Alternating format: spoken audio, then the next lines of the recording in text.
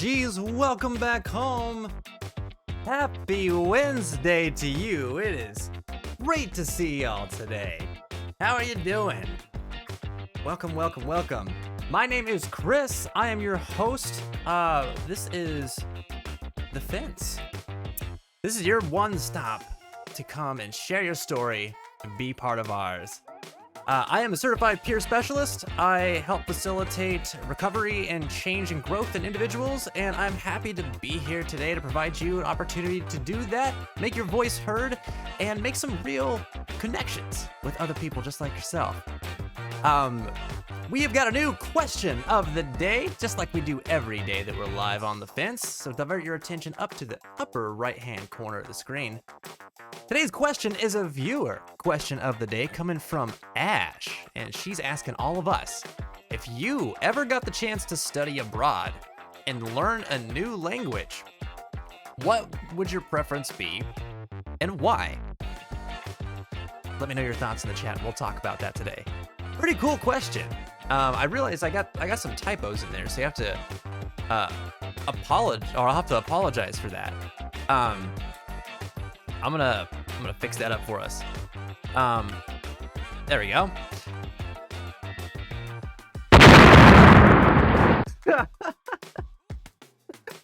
Why you breaking stuff? Why you blowing stuff up over here? Oh my god. By the way, the counter is working on that perfectly now. We've got 12 button presses. I'll work out a way to to make it pop up on the screen down in the future. This is a great question. I love this. I've always wanted to travel abroad. I've always wanted to learn a new language. My answer to this question would be, I would love to travel and learn Japanese. I think that would be so awesome. I've always been interested in Japanese culture. I've always been interested in the language. And yeah, I think that would be great. I would love to learn.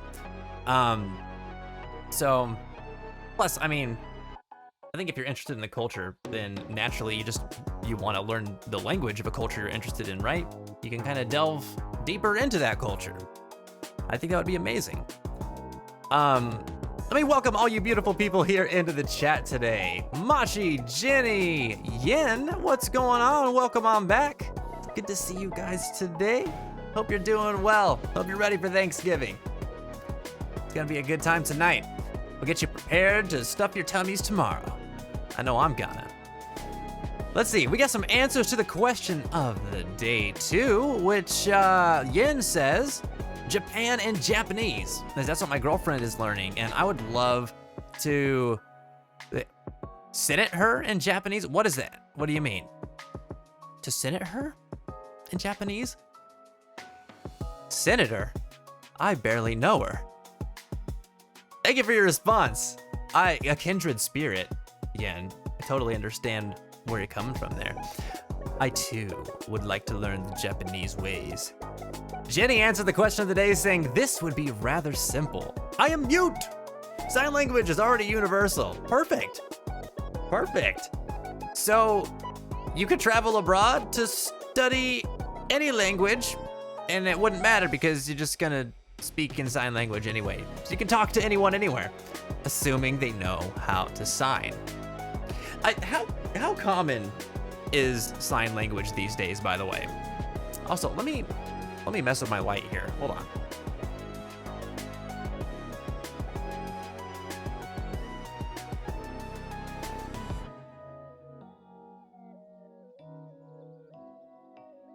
Is that better? That feels better. There we go. All right.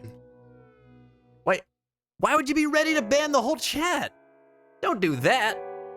No way. Having headphones above 20% volume sure helps busting my ears. Oh, the explosion was real.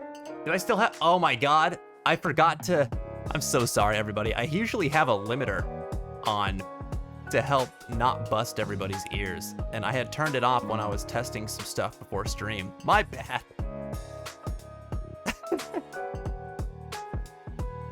Oh, man. Serenata. Serenata. Dang autocorrect. Wait, I still don't know what that is. What is Serenata? I would love to serenade. You're trying to say serenade, right? Right? I get that. Over here, like, what? What are they saying? I'm missing something. Oh, man. I got it. We got there. Oh, man. That's funny. Teamwork makes the dream work. Thanks for your help, Mashi. You never really had any problems with communication when traveling? Really? That's great. That's great. I'm gonna see, I'm testing the boundaries of this microphone. How far away from my face can I move it? Is it? Oh no, it's like too far. That's terrible. You gonna hear all this echo? We can't do that. You stick it right up here by my face. You know, reach out and touch it. That's good, right? That's how I want to do it. Maybe not right on my face.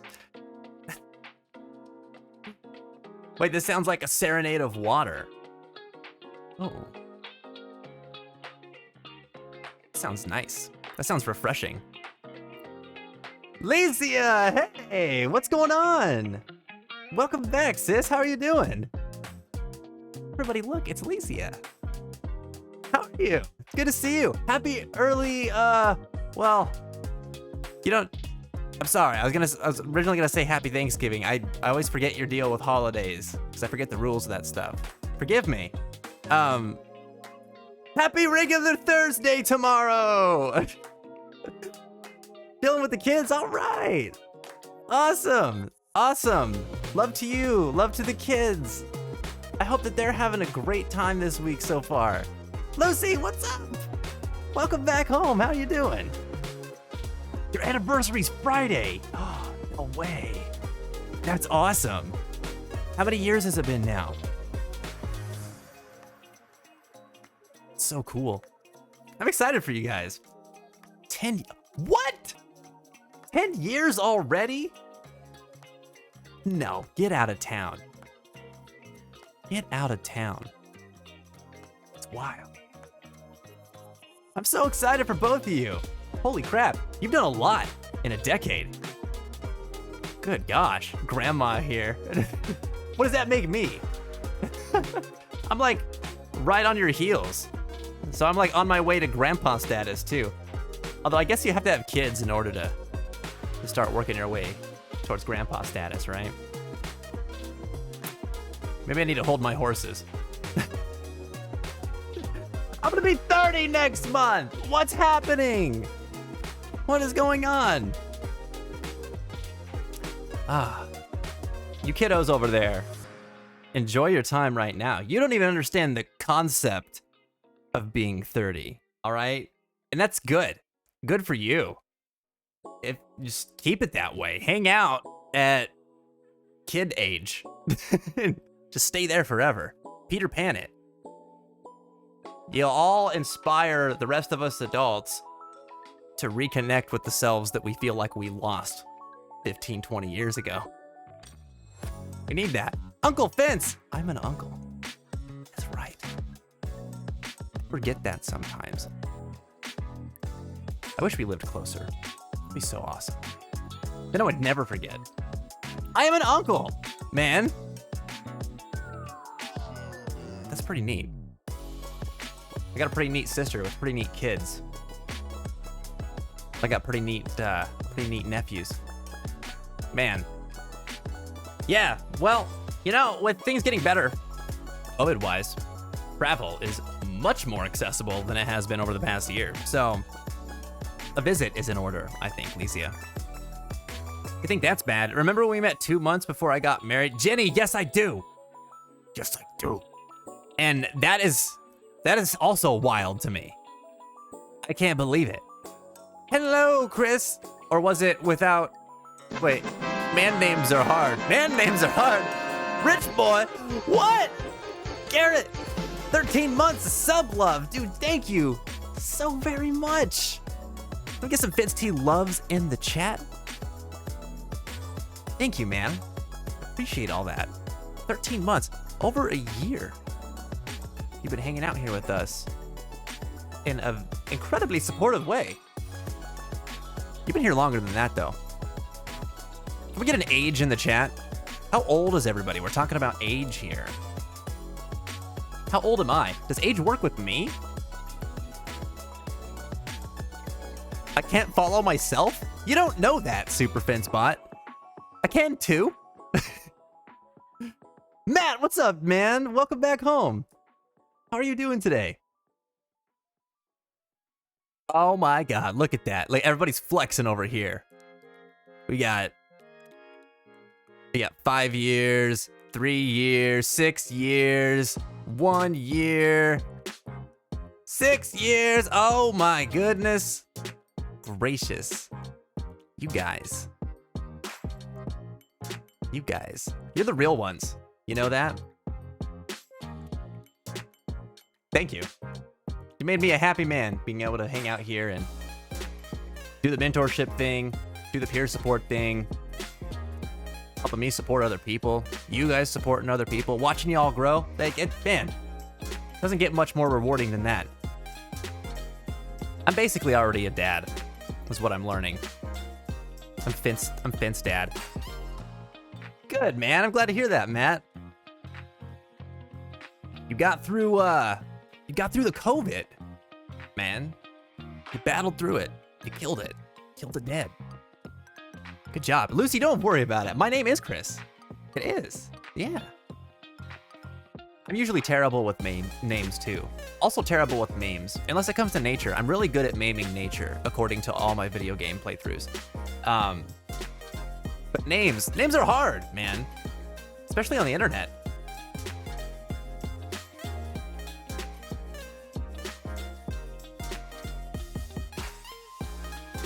If I remember correctly, you were in Jesus YOLO hard mode when I followed you. Jesus YOLO hard mode. What in the heck was I YOLO hard moding? Ash, thanks for the host. I appreciate that. Hey, all you beautiful people out there, you want to do me a solid? Jump on Twitter or Facebook or wherever it is that you hang out. Tweet out the stream. Share the stream. That is the best way that you could help support us and myself here on the fence. Get our name out there. Let people know what we do. We share love, support. We talk to one another. We make real connections. We help people during trying times and challenges that they're going through in their life. Anybody who was here yesterday, you remember that awesomeness? Holy smokes. First of all, if you weren't here, we had a 5-hour discussion stream. And in that stream, we had an individual come in who, for the first time, they had never talked to us before. We were talking about self-care, mental health, and, just taking care of ourselves so that we can also support other people. And somewhere along in this conversation, this individual felt comfortable enough to talk with us, introduce themselves, and then share their story. And unfortunately, it was a sad story of abuse that they had suffered and had been going through at the hands of another person online. And they were trying to understand if their feelings surrounding the abusive event were valid. And through this process, we all talked with them and supported them and helped get them, helped be there with them through what was going on. And at the end of it, they ended up identifying what was going on, standing up for themselves, composing this empowering, incredible message where they used their voice to stand up to their offender and did it, man. They stood up to them. They sort of put this person on blast because they were really the other person apparently had done this to other people, and this person that was talking with us about their experience had suffered this type of abuse from multiple other people as well, and they really weren't receiving supports from their peers or their friends, and so we got to talk through that. But this was the result of that. That is incredible. That is something that happens here. It was something none of us have ever experienced here before in that way on this channel. So please share this with other people so that other people have the opportunity to get that kind of support so that they can overcome challenges in their lives, so that they can share their experience with all of us here and we can share ours with them, because it makes a difference. It really does. And yesterday was such a huge example of that. Like, listen, I'm a peer support worker, and I also work in the mental health field as a youth care coordinator at this mental health organization here in Pennsylvania. And we had like a bunch of meetings today, and I told everybody about that experience. I told everybody. I was like, you guys would not believe what happened. And it was awesome. Again, the backstory behind what this person was going through sucks, and I wish that people didn't have to go through that, and I wish that people weren't jerks, man. But this person's response and show of strength was absolutely incredible. It was so inspiring, and I had to share it with other people too. It was awesome to be a part of and to witness. So, you know what to do, everybody. What a night, man. What's up, Jen? Welcome back home, literally. She was out doing some shop-a-lopping. Yeah, Ash, 6 years, isn't that nuts? Whew. You started cooking Thanksgiving, like the whole holiday? Just set it all on the stove? Tell me how that turns out, Matt. Jenny! Oh, you got the... last message. I've already got the twins calling you uncle. What? I'm like an uncle to so many people. I don't know how to feel about that, except it's good. I guess I should say I don't know how to put that feeling into words. That's wild. Aw, Uncle Vince. Aw, man. That makes my heart so full. Thanks for sharing that, Jenny. Hope you and the kiddos have a wonderful holiday tomorrow. Enjoy your night. Keep your heads up and your heart strong. Mashi answered the question of the day saying, clearly, Japan and Japanese. Simply because I want to be able to read Japanese at some point, and also because I would love to visit Japan. You and me both, buddy. More kindred spirits. Let's all just go on a road trip to Japan. You can't do that. You can't drive to Japan. Unless you're really determined. Let's do it! Let's go to Japan, everybody. Awesome, thanks for your response. By the way, if you haven't seen it already, type in !QOD in the chat. We got a viewer question of the week today. Normally we do these on Thursdays, but I'm not streaming this Thursday because of the holiday. That's why we're live today. So today's viewer question of the day comes from Ash, and she's asking all of us, if you ever got the chance to study abroad and learn a new language, what would your preference be and why? Great question. Also, if you would like to ask a question in the form of a question of the day, have it featured here on the stream, jump on Discord. We have a channel there called Viewer QODs. All you gotta do is post your question there. It might get selected next week. Check it out. Evanescence said, I started playing Dead Space a couple days ago and I quit within like 15 minutes. Is it because the game's bad? No. Is it because the enemies terrify me and I got jumped by 3 of them in a narrow hallway and the door I came through closed behind me? Yes. Amazing. Amazing. That game is like 13 years old now. Still scaring the daylights out of people. Man, I get it, Money. No shame either. That game is terrifying. Like, that was hands down the scariest game I had ever played when I played it. And I still think of it fondly and like one of the scariest games I've ever played. It's right up there, man. It's so good. They just designed that game so well. It's so incredibly atmospheric and it sucks you in, and every little sound like starts to make you jump after a while. Plus the enemies are scary. But that sound design, man, and the lighting is just, I think they made, it's almost a masterpiece in survival horror. It actually might be a masterpiece in survival horror. Fantastic game. Wait, my hair, plus I was slimmer. Garrett, was I slimmer? I think I was. Thank God I'm not anymore, man. Look at me. I'm already slim. I don't need to be any slimmer than this. It's too much. It's too much. I needed to put on the pounds. Yen said, I was busy yesterday hanging with a girlfriend and hit a milestone in our relationship, though. Can't say that milestone. You can probably guess. I don't know. I don't know. That's what it sounds like whenever you put it that way, Yen. Good for you, man. Good stuff. I'm happy for you. I hope you guys had a good time yesterday. Hope you guys are looking forward to the holiday tomorrow too, Yen.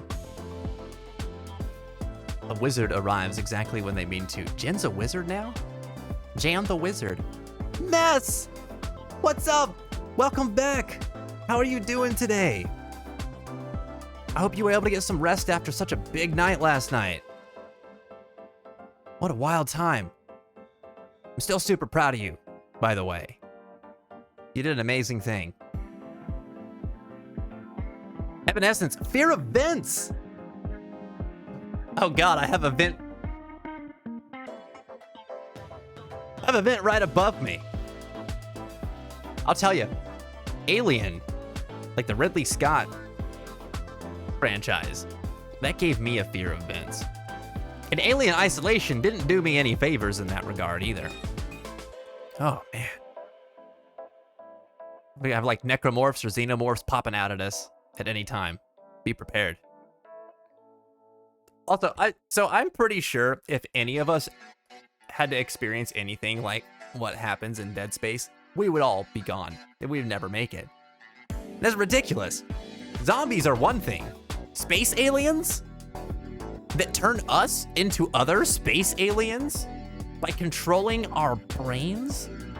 No, thank you. I have no idea how we'd get through that. Listen, Jen, how would you get through that? What would you do?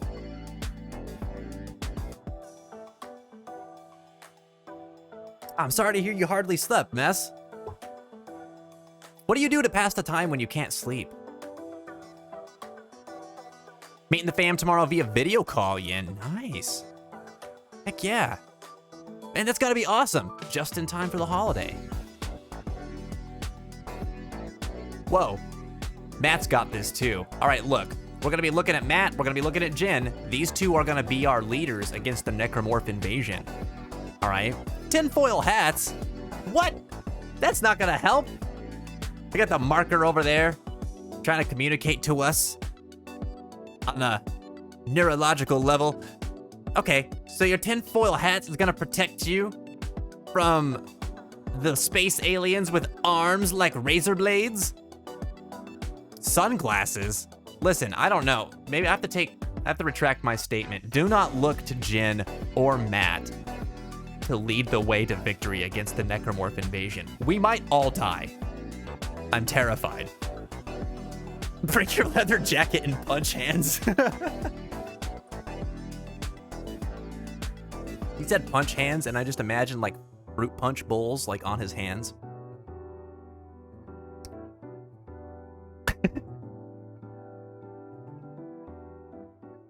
Digi, what's up, dude? Welcome back, man. Gonna come hit us with the Exodio card today? How are you doing, Digi? A mess sometimes says, I blasted music and stared at my wall like, okay, the hell happened just now? Man, yeah, you had to process it, right? It's one of those things, man. It's gonna hit you a little bit at a time.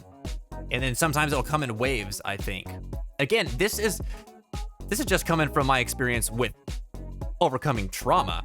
This type of trauma I haven't gone through, so but I imagine there's a lot of similarities in how, like, when you get through it and come out the other side, like how it hits you, because it does, like, it takes your brain some time to like catch up to what happened, right? Oh yeah, Matt the Afterman, dude. Are we gonna have like? I pictured like the oh yeah, like in the Ferris Bueller movie, but I'm pretty sure you meant the Kool-Aid Man. Oh yeah! I don't know how to. I can't do the Kool-Aid Man. That'll have to be good enough. Just drink till you can't think. That's not drinking responsibly. You can't say that and then say drink responsibly. Those like are two totally different things. Yeah, I have to watch out for you. I have to watch out for you. You're the one who gets hammered at the party. Did you? Thanks for the hydrations.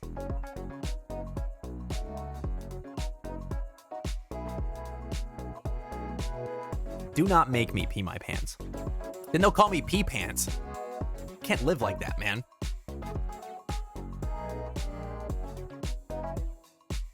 Oh, yeah. Macho Man Randy Savage vibes?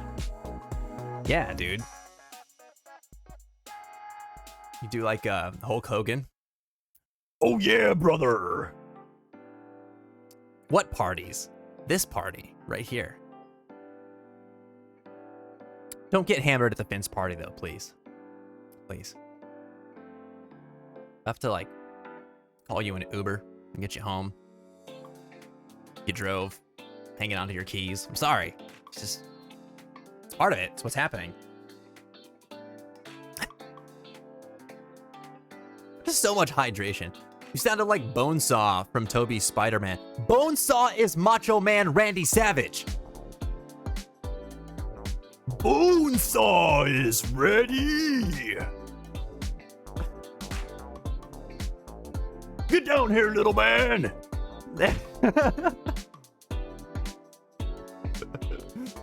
Oh, you're in for 15 minutes of playtime. Oh my god, I love that scene. It's so good. Oh man, shingles, that sucks, Mess. I'm sorry you're dealing with that too. Vet time. Vet time? What do you got? You got like a doggo? Or a meowser? Hey, well, safe travels, Mess. Keep your head up and your heart strong. We'll be around for a little while tonight. Maybe we'll catch you later. If not, have a happy holiday. Happy Thanksgiving. I'll probably see you around on Saturday. Man, Dead Space is putting poop and rainbow poop into pants for decades. I'm honest, I didn't finish it, and I really love gory B-movie horror. Dude, that's the thing about Dead Space. Like, it usually survival horror has this like really campy feel to it. In video games, Dead Space does not. It's not campy, in my opinion. Like, it's just so in your face and intense and freaking terrifying. And I think it doesn't have those moments that you find in like a Resident Evil to sort of pull you out of it, to be like, haha, what? It's just all like, oh god, what? Why? Ah! All the time. All the time. You know, I never played that game with headphones. And looking back, I really wish I played that game with headphones. I might have to revisit it.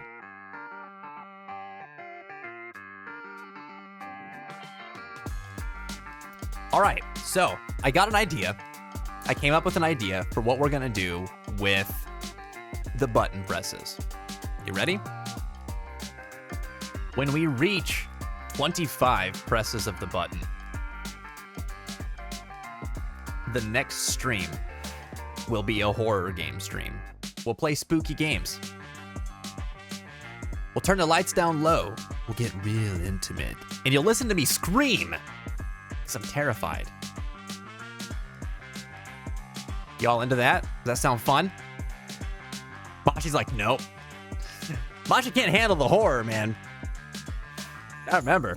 It doesn't. You don't have to. Money. You have to think outside the box. All right. You can't just limit spookies to 1 month. All right. There are 12 months in a year. No, you are incorrect. You can be spooky all the time, or sometimes, or not at all, like Mashi. Anytime's a good time for spooks, everybody. I can handle horror, but if it's cheap jump scares, it bores me. Cheap jump scares suck. That's cheap. That's bargain bin horror, my friend. Do you have a stream schedule? I gotta bounce, but I said bounce. You said go, but I don't know why I said that. But I want to come and watch you stream again. Yeah, Lysia, Tuesdays, Thursdays, and Saturdays. Oh, Jen already put that in there. Yeah, Tuesdays, Thursdays, and Saturdays. The exception being, let's see, let me look at my calendar. Next week, yes, next week I'll be live on Tuesday. I will not be live on Thursday or Saturday because I'm actually flying out to see my mom. And I'll be on vacation from the 1st through the 10th. So the 10th is a Friday. So I'll actually we'll have one stream next week, everybody. Thursday, Saturday, no stream. Tuesday, Thursday, no stream the following week. So I'll be back on Friday or Saturday the 11th. All right, and then we'll be back on Tuesday, Thursday, Saturday. What's up, Lost? Welcome back, man. Indigestion. Nice. Nice. Bring back the memes. Started watching that League Netflix show, and it's surprisingly really good. Are you talking about Arcane? Please say more things, say more good things about Arcane League of Legends. It's incredible. It is such a good show. I don't even play League of Legends anymore. And that show makes me want to play it because I just love the universe and the lore so much. And it's so awesome that they made a show that like encapsulates how rich that game's universe is. Like, I love it. The direction, the storytelling, the show's like narrative is awesome. Some of the writing in certain like instances of dialogue is kind of corny. But I mean, that's also like, if you're a fan of League of Legends, then that doesn't really bother you that much because that's always been there in their narratives. Not that most League players give a crap about that. But maybe I'm wrong. That show's really popular for a reason. Maybe I'm wrong. You know, and League fans really do love the lore, but man, yeah. Even if you guys don't like it, if you don't like League of Legends, you should check out Arcane on Netflix. It's very good. Also, Riot, sponsor me, because I'm gonna promote Arcane like freaking crazy. Okay, I need my dollars. I need my magic dollars. Lucy loves absolutely loves atmospheric horror games that get into your head and mess with your expectations. Me too. Me too. Speaking of, I just completed Resident Evil Village. Oh my god, that game was awesome. Like, everyone was talking about it and saying good things about it, but that was a good game, man.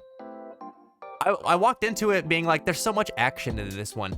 Like, you get all these different guns, and it reminds me of Resident Evil 4 and like how packed your loadout is. And in my mind, I was like, this isn't gonna be that scary. Oh my god. It was like thrilling all the way through, and it was tense. Like, I always felt like I was on a roller coaster. That's a good spooky game. Lysia, I don't know if you're still here, but if so, I hope you and the kiddos and Jonathan have a wonderful rest of your night. Have a happy, happy anniversary on Friday, and keep your heads up and your hearts strong over there. Looking forward to seeing you again. And I miss you very much, and I love you very much. I gotta get out and see my sister, fam. It's been too long. I don't think I've seen her since 2018. 2018. 2021 is almost over. What the heck? All right. You know what we're gonna do, everybody? We're gonna play some video. It's time. You ready? What are we playing? Who remembers what we're playing? Diablo Immortal. So spooky. So spooky. Listen, I'm sure somebody out there is afraid of Diablo. Why is my controller not connecting? What is happening? I just want to play video games. We're not playing Persona 5 Royal, no. No. Not because it's not a good game, but it's just not time for that. Can't remember the details, so explanation is not possible. Mashi doesn't remember either. That's bad luck. He's a moderator. Come on. P5 is my favorite horror game. Oh, my pleasure, Alicia. Yes. Yes. When I get to go out there, I'm bringing Jen. And y'all can meet her. We can all meet Finley. And we'll have some good times together. That'll be awesome. You're making pterodactyl screeches whilst cooking. I have to go get my controller cable. Hold on. We'll see you later, sis. Keep your head up and your heart strong.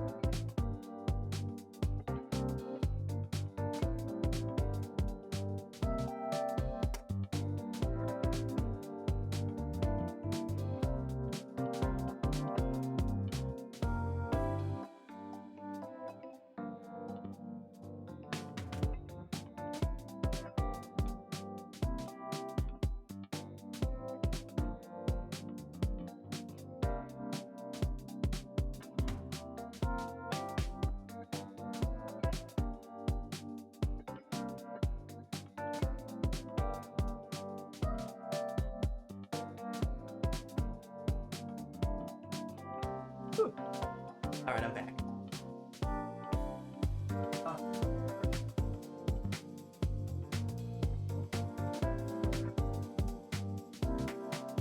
I don't know how this controller got disconnected in the first place.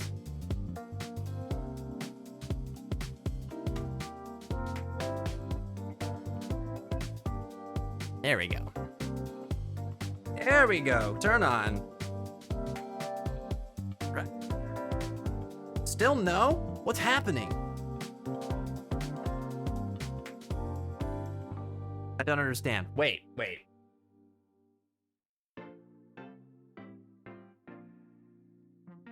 I'm getting this, like, it just wants to continuously blink at me. We're gonna fix this.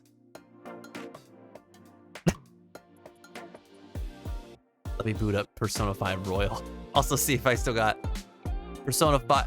Wait, P5S?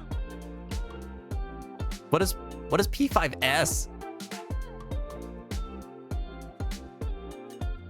13 Sentinels on the pile. You know? Everyone had good things to say about that game. When the controller doesn't feel in control anymore. Why? We're friends. All right, it beeped. It should work now. I would love to play an Atlay game though. Channel your inner magical girl. I also want to channel my inner magical girl. We can be magical girls together. But I swear to God, if things turn out like Madoka, I'm out. I'm out. I don't want to be dealing with that. Back to the shadows. What happened? Did Digi send Mashi to the Shadow Realm? Holy hell, Exodia is powerful. Persona 5 Strikers, that's right. I forgot all about that game. Yeah, I remember now.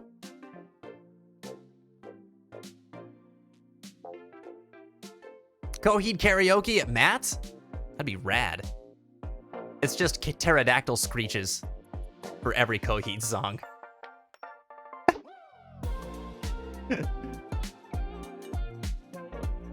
Digi did everything. Don't you discredit Digi. All right? He has the gift. He has the deck. His grandpa is Swang. We'll get some rest, Mashi. I hope that you feel better, bud. Keep your head up and your heart strong over there. If you need anything from us, man, you know what to do. Reach out, man. We got you. All right.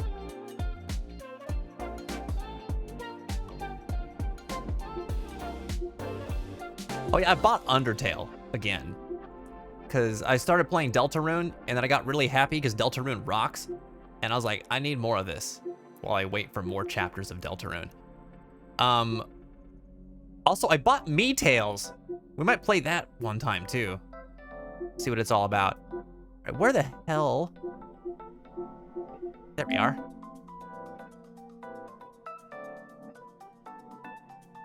Oh, man. This snoring. Snoring would drive me wild, too. I feel for Yamashi. I do.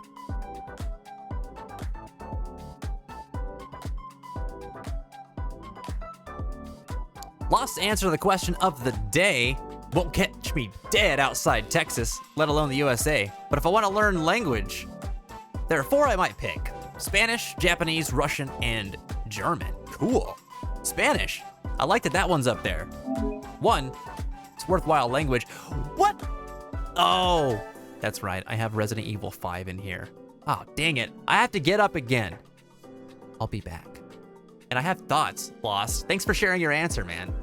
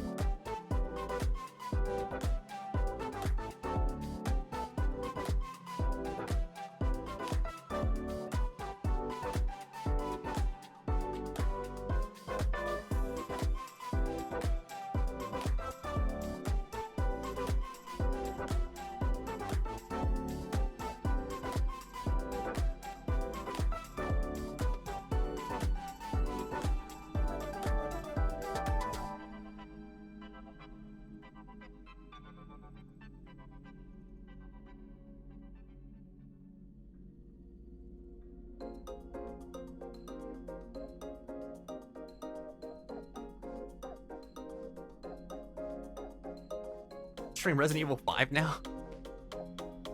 Listen, I kind of wish I did stream that game. It was so great. I like exclaimed several times because it scared me. It's like, oh my god, like all the time. It's a spooky one, man. Vampire mommies. Ugh. I don't like them. I'm just gonna say it, all right? Not a fan of the vampire lasses. Spotted Ratchet and Clank ripped apart, or ripped apart. Got him. It's a good game, man. I love that game. I enjoyed every second of it. So Lost, you said that you wouldn't travel outside of Texas at all? Can you explain that to me? I'm just so surprised. Usually people are like all about wanting to travel.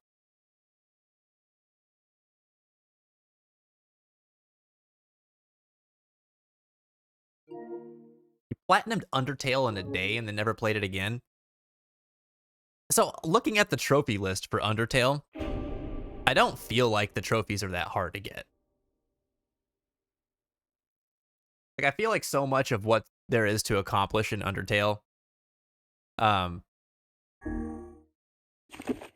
is like just the crazy stuff that's in the game itself. Played the Chris Tales demo out way back. It looked very good. Hold on, something's bugging me. Give me a second. This stupid camera, man. It's always like super low. We're gonna do a thing. All right, ready? Gonna make myself bigger. There.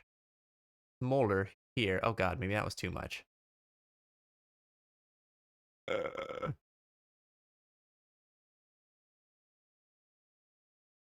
Keep losing the top of my head. That work?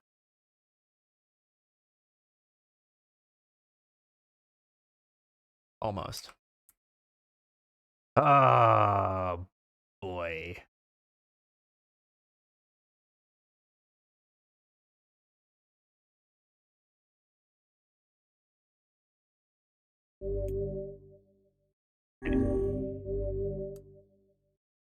Whenever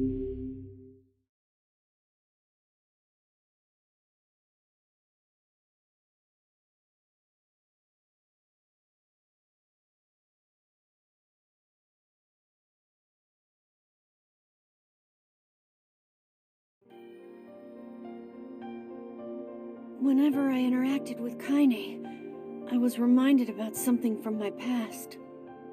Maybe my mind has been confusing her with my sister this whole time. Anyway.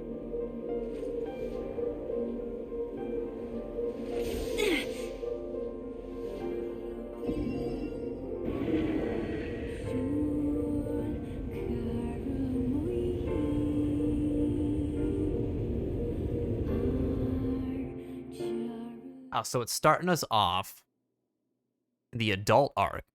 Kaine's dreams, discrimination. So, a recap. At the end of the last Nier Replicant stream, we finished Route A. We defeated the Shadow Lord.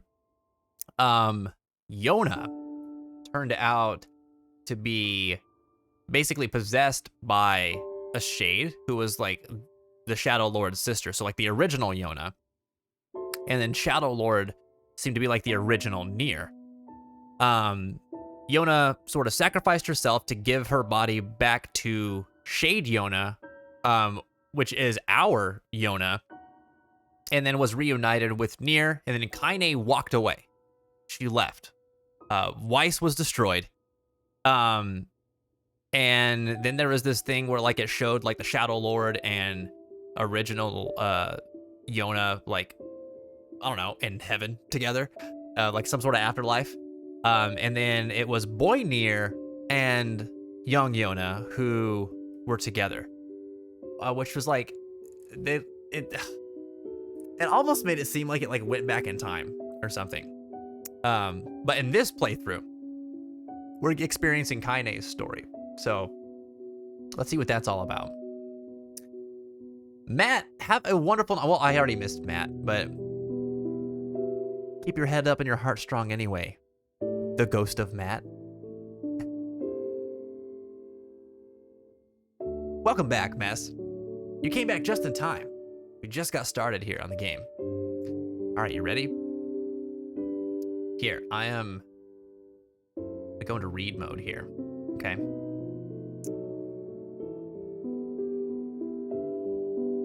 The sound of rain filled the village. The steep cliffs that surrounded the area magnified sound, causing even the slightest drizzle to rattle like a thunderstorm. Thin wisps of smoke streamed from huts as the villagers huddled in their homes and waited out the rain.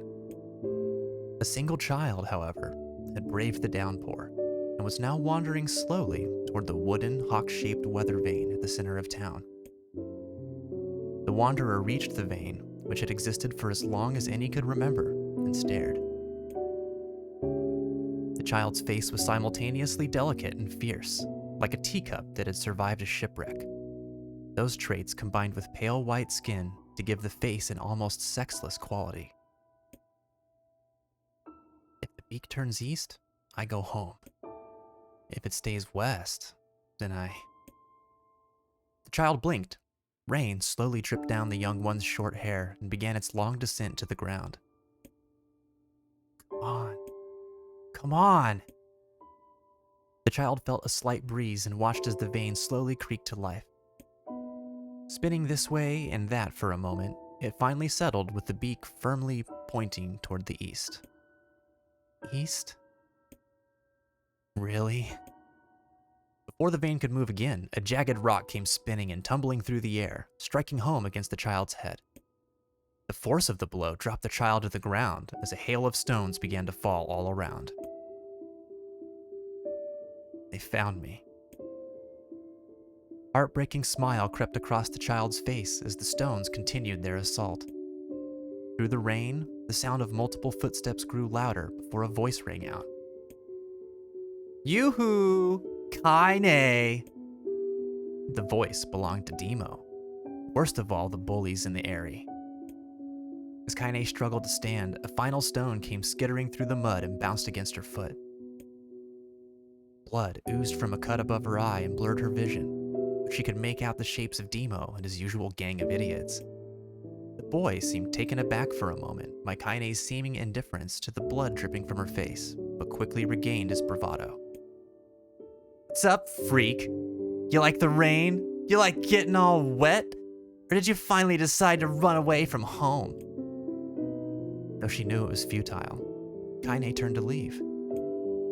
Before she could get more than a few steps, the other children scrambled to surround her, cruelty burning in their eyes.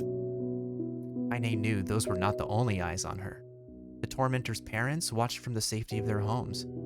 She was attuned to this sensation. It was one she had experienced many times before. While some villagers simply turned a blind eye to the actions of their children, many encouraged it openly.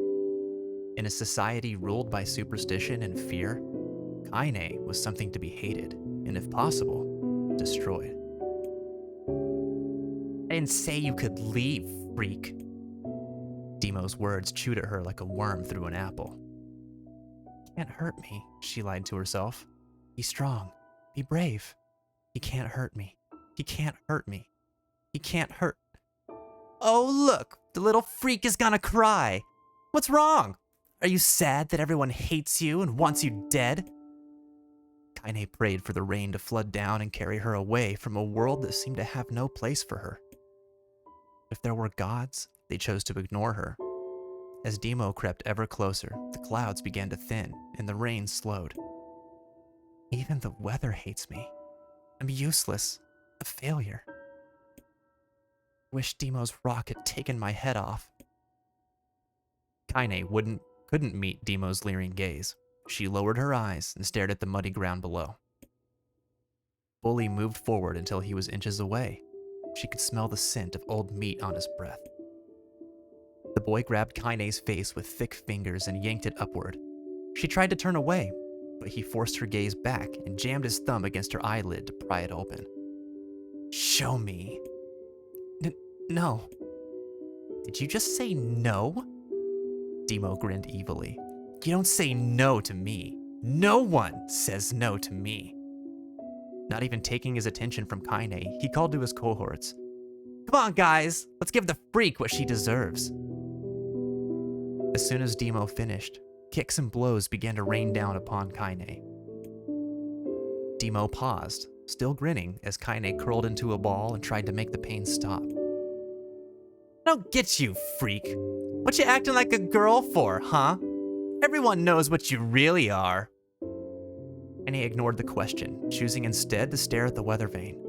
It continued to point east, as if supremely confident about the future it had chosen for her. "Go home?" Yeah, that's a funny joke for someone with dead parents and no home to go to. "Freak!" chanted the children. "Freak! Freak! Freak!" Kaine closed her eyes and listened to the rain, waiting for the pain to start again. As the clutching hands of the village children closed around her, she bent her mind to the sound of the rain, letting it become her world entire. The rain fell, but the pain never came. Only when the laughter of her tormentors turned to terrified cries did she dare open a single blood-caked eye. Kaine was shocked to see Demo sprawled on the ground, holding his head and screaming in pain. She could see blood welling from spaces between his fat, twisted fingers. My God, he's crying. He's actually crying. Deprived of their leader, the other children glanced back and forth between themselves, as if waiting for someone to step forward and take charge. When no savior emerged, they began an uneasy shuffle away from Kaine. But the young girl was the least of their concerns. Instead, their attention was rapt on the ancient woman standing a few feet away. After struggling for breath for a moment, she finally spoke in a voice thick with rage. "Hurts like a bitch, don't it? Now I suggest you scatter before I throw another one. And if any of you little bastards ever touch my Kaine again, I'll do far worse than throw a rock. You can count on it."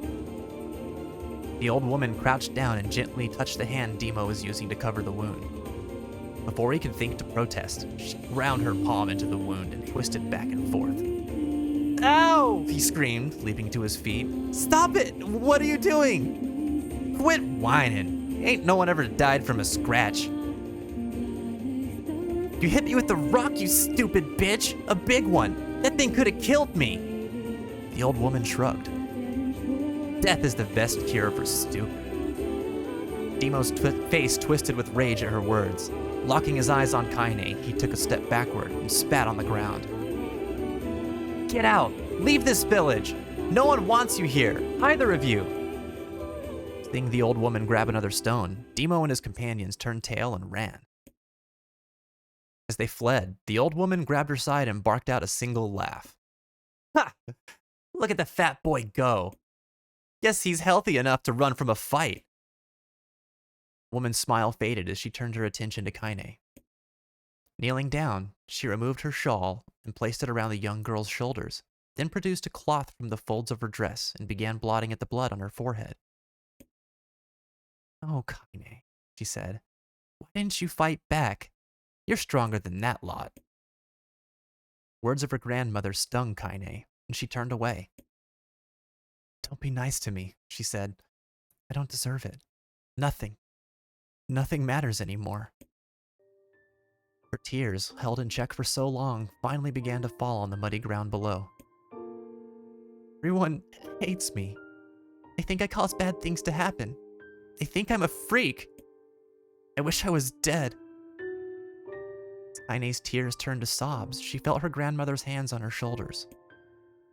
Despite her advanced age and diminutive size, she was a woman of surprising strength, and Kaine found herself unable to turn away. Don't talk like that, girl. It's a river wide and deep that flows between the realms of this world and the next, and it grants no mercy to any that attempt the crossing. You got a duty to fight until your last breath. Understand? The old woman tightened her grip and tried to still the tremor in her voice. You know the pain of losing someone close to you, Kaine. You know because you survived it. As the words hit home, Kaine was struck by the force of her love for the old woman. As a young child, she didn't even know her grandmother, but when her parents died, the woman quickly accepted her as her own. Grandma, as Kaine called her, was cunning, vulgar, and quick to violence, and their first few years together had not been easy. But with each year that passed, Kaine and her grandmother had grown closer. However, it was only now, sitting in the mud with tears and blood caking her face, that Kaine truly understood the depths of her affection. Here was a woman who had seen hard times, who had seen death, who had fought through all these things and somehow emerged on the other side. If anyone could understand Kaine's pain and loneliness, it was her. Do I make you sick, Grandma? Of course not. Don't be an ass. Kaine drew her grandmother's moth-eaten shawl around her body and shuddered. But my body, it's not normal. If I was normal, then Mom and Dad wouldn't... Hush, interrupted Grandma. I'll not hear another word of this nonsense. You're my granddaughter, and I love you. And if folks have a problem with that, they can just go to hell. With that, the old woman reached out and placed a wreath of dried flowers in Kaine's hair. The skill it took to bend the flowers without breaking the stems or losing a single petal was remarkable, and the beauty of it made Kaine want to cry all over again. Oh my gosh, these are lunar tears. Grandma, you made this for me? Lunar tears were legendary flowers. Most people could live their entire lives without ever seeing one, and yet her grandmother had somehow collected a dozen or more. Kaine reached up and touched the wreath as if she couldn't believe it was real. Where did you find these? Just stumbled on them while I was out doing the shopping. The old woman turned away as she spoke, leading Kaine to suspect that the search had been more difficult than she was letting on.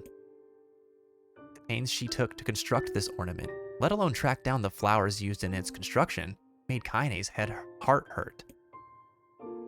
He reached up and gently adjusted the wreath, admiring the way it felt between her fingers.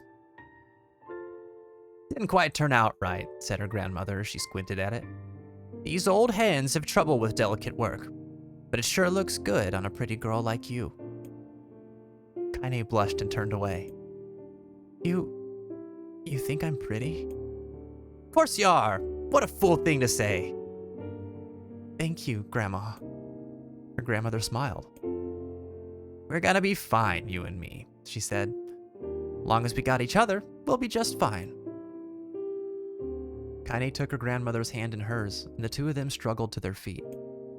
As they began the long walk home, Kaine gripped the hand with all her might, as if trying to stop smoke from drifting away on the wind. The rain had stopped.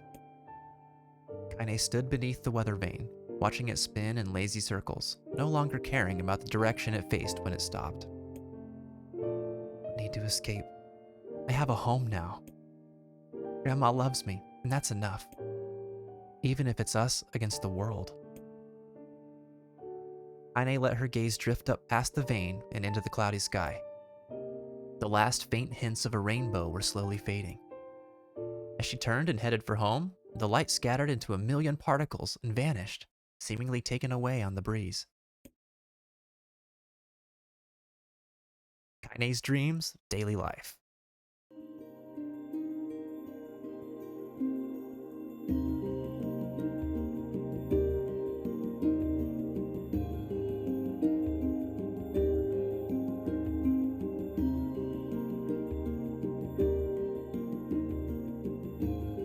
Garrett, keep your head up and your heart strong, buddy. We'll see you next time, man. Hope you had a good time today. Happy holidays tomorrow. I don't know if you guys do anything for Thanksgiving over there, but I hope it's a good one. And looking forward to seeing you on Saturday, buddy. You take care. Yeah, Pog Granny, man, she rocked. She's so cool. Like, I wish we got to see her in this game because she's such a badass. She's such a good character. And she's like so inspiring. Like, I feel like Kaine's story can be so relatable to many of us, and I know all of us wish we had someone like Grandma, man. She's the best. What's up, Vin? Welcome back. Yeah, Kaine's story's rocking it, man. We're just getting started here. Stick around, hang out with us, man. Hope you're doing well. How are you today? So I'm doing a narrating thing. So, you know, I'll be in more of a conversating mood once we get through this part here. So I'm gonna get back to it here. Glad to hear you're doing well, man. That's great.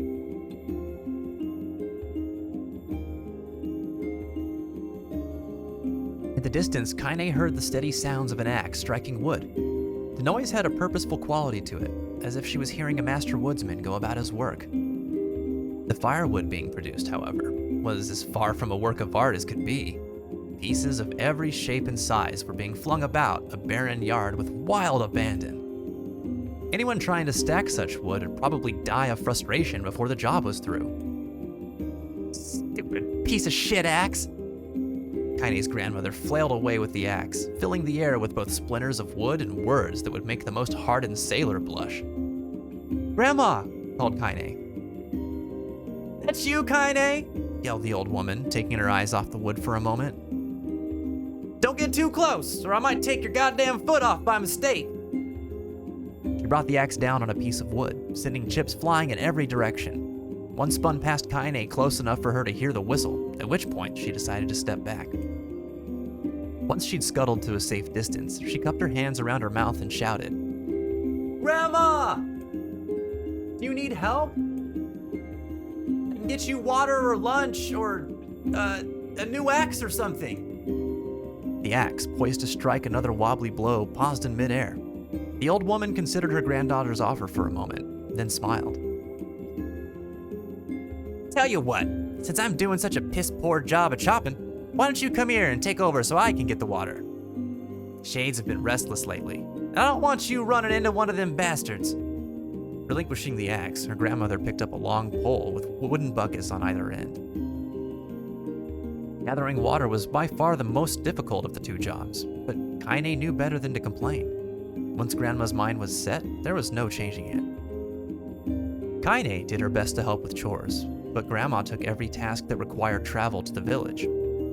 Though she had a long list of plausible excuses, Kaine knew the real reason. She didn't want her granddaughter to be taunted and harassed by the villagers. Once Kaine moved in, Grandma decided to take up residence a good distance from the area. Out of sight, out of mind seemed to be the best policy when it came to the villagers and her granddaughter, and rare were the days when any but the two of them could be found on the rocky acre of land they called home. Kaine enjoyed the solitude, but harbored a secret resentment that her grandmother was forced to spend her golden years in such a place. After watching her grandmother leave, Kaine turned her attention to the task at hand. She had never chopped wood before in her life, and soon discovered why the old woman hated the chore. Swing after swing of the axe produced only a tiny crack in the wood, and when she finally managed to connect with a solid stroke, the tool embedded itself in the log and refused to budge. Frustrated, Kaine swung the axe around her head and threw it, log and all, across the yard. Damn it! Crap! She suddenly understood the joy her grandmother felt in a good curse. Happier now, she picked up the axe, forced it from the wood, and resumed chopping. She had a natural skill with a blade, but the task was challenging, and blisters soon began to form on her small pink hands. This is tough. My logs are all weird sizes. Spitting on her palms and ignoring the pain, Kaine redoubled her efforts. Just as she was developing a rhythm, Grandma returned from the village. Setting down her buckets with a small sigh, she took one look at the logs and coughed out a wheezy laugh. Pretty clumsy, girl. You better practice if you... Her grandmother suddenly collapsed to her knees, causing one of the buckets to wobble precariously. Eyes wide, Kaine dropped the axe and ran to her grandmother's side. Grandma! The old woman shook her head and pointed a trembling finger at the bucket. Get the bucket. Can't let it spill. Kaine steadied the bucket with a foot as she knelt by her grandmother. A small bit of water sloshed over to the side and made a new home in the hem of her dress, but Kaine didn't notice. Grandma? Grandma, what's happening? Crazed with panic, she grabbed her grandmother by the shoulders and shook. After a moment, the woman lifted her arms and batted Kaine away. Stop that! Just stop! She cried, breathing heavily. It ain't like I'm dying. Just tired from the trip is all. Kaine desperately wanted to believe her, but one look at the old woman's shaking hands and worn face told her more than words ever could. Her grandmother had lived a long, hard life, and it seemed the bill was finally coming due. The time when her grandmother watched over Kaine was ending. Sooner than either of them had feared, the positions would be reversed. The next morning, Kaine came to the side of her grandmother's bed and took her wrinkled hand.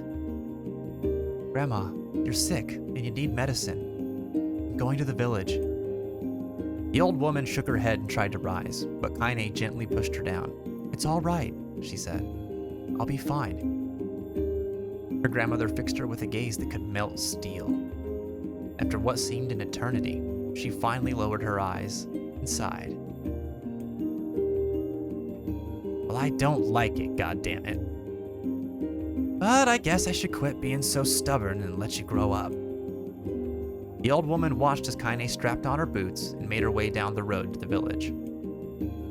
Hours later, as an unseen sun made its way across a dark and rainy sky, she was still watching. Kaine moved at a brisk pace, checking her pockets every few minutes to make sure the money her grandmother gave her was still there. Every noise caused her to spin on her heels, making sure she wasn't being stalked by a shade, or worse, Demo and his gang. But she encountered neither tormentors nor shades, and Kaine finally found herself at the entrance to the village. The few adults she could see glanced sideways at her, then muttered to each other behind raised hands before slinking away into the shadows. Her heart racing, Kaine took a series of rapid, shallow breaths and tried to calm herself. I have to prove myself. I have to help Grandma. I have to be strong. She chanted those words to herself over and over as she slowly made her way. Finally, her eyes settled on a rotund older woman who was angrily waving her arms in the air, telling anyone who would listen exactly what she thought of Kaine's presence.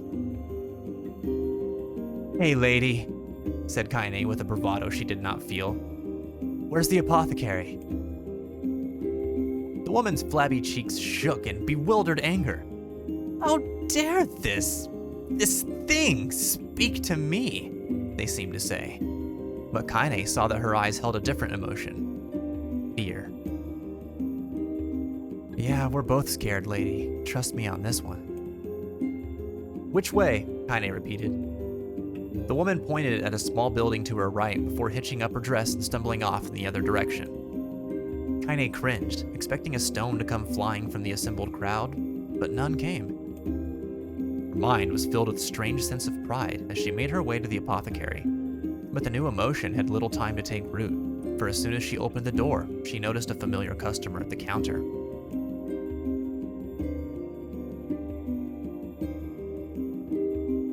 It was Demo. He'd clearly been sent here on some kind of family errand, because of his gang of followers was nowhere to be found. Oh my god, he sputtered. I mean, what are you doing here, freak? The insult was delivered without force, and Kaine happily ignored it. Stretching on tiptoes to see over the counter, she asked the shopkeeper for the medication. Ha! Barked Demo. That old bitch finally keel over?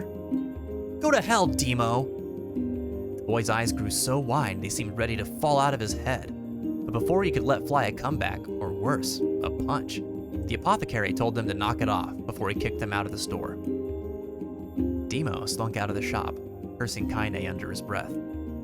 Once he was gone, she allowed herself to breathe once more, taking a brief tour of the shop while the owner prepared her medication. Countless tiny bottles filled the cramped store, each with a label written in some indecipherable language. An ocean of aromas assaulted her nose, creating a scent that was exotic, but not altogether unpleasant. Seeing such a variety of supplies gave Kaine a sense of peace. Surely, in a world so vast, there'd be a place that she could call home. On the far wall behind the counter rested a portrait of a stunning young girl. The picture had once contained bright, vibrant colors. Time had worked its cruel magic, and they were beginning to fade. The beauty of the work, however, remained undiminished. You like that picture? Kaine turned to find the apothecary with a small vial of medicine in his hand. His eyes were gentle, but sad. They seemed to stare through her into nothing as he spoke. That's my daughter. I sketched it when she was just a little girl. She's been dead a long time now. Kaine didn't know how to respond. She just stared at the portrait and tried to come up with the right words. Pictures are wonderful things, continued the shopkeeper. They let the ones closest to you live on forever. He shook his head slightly, then looked down at Kaine and smiled. Handing her the medicine, he reached into his sizable green apron and produced a handful of old wax crayons. You should have these. There's no one left that I wish to draw. Kaine took an instinctive step back, causing the shopkeeper's face to darken. Yes, I've heard the rumors about you, he said. It's a small village, and word travels quickly.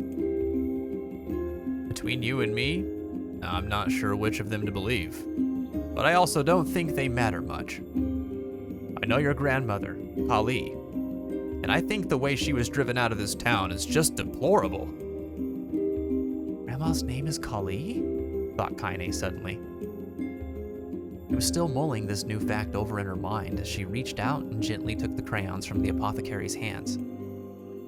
Your grandmother is an old friend of mine, he said, as Kaine scooted away yet again, and I owe her much.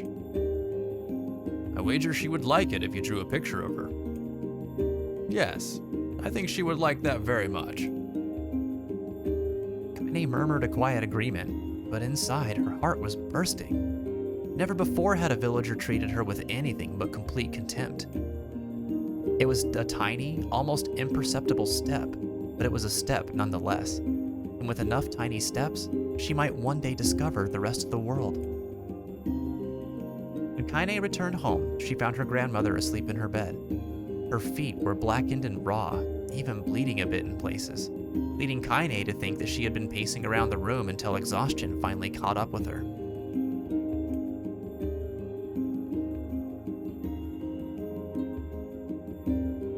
She placed the medicine by her grandmother's pillow and turned to leave, but found the old woman's hand clasped around her arm. Back already, are you? Asked her grandmother with a yawn.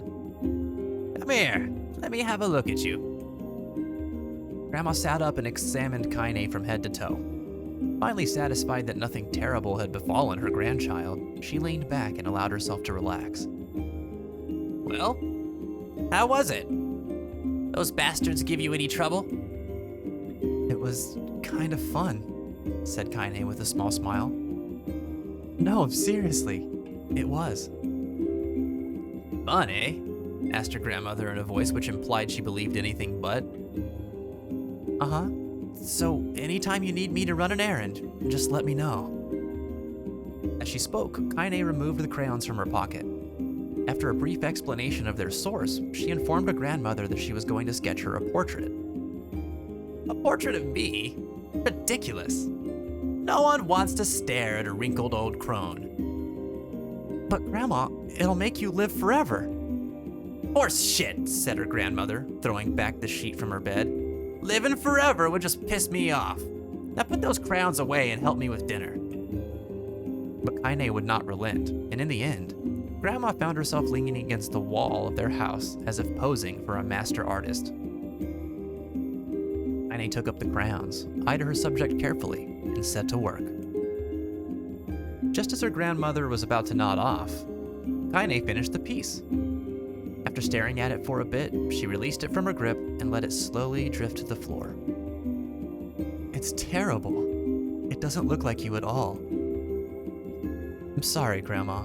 I thought these crayons would, make drawing easy or something. The old woman's eyes narrowed at her granddaughter's disappointment. Let me be the judge of that, she said, ignoring the pain in her back and reaching for the paper. The sketch could have been a person's face. It also could have been a boulder, a lump of clay, or an incredibly misshapen loaf of bread, all rendered in a chaotic array of colors.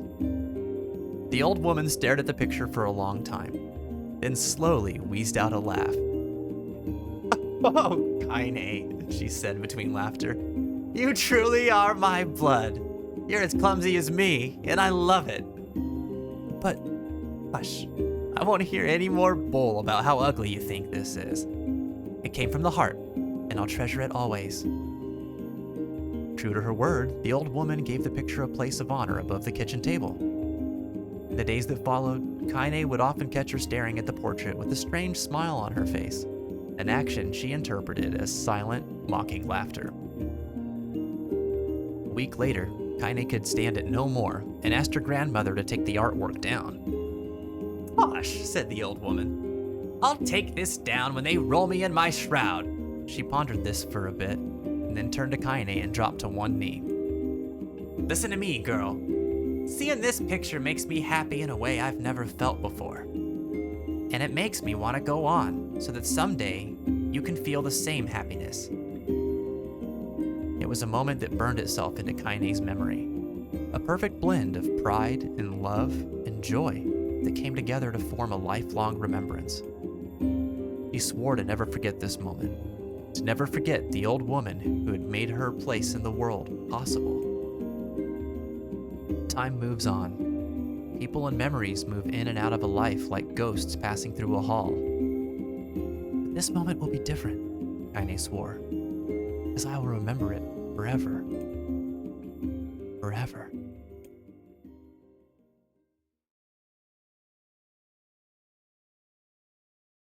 Kaine's dreams, separation.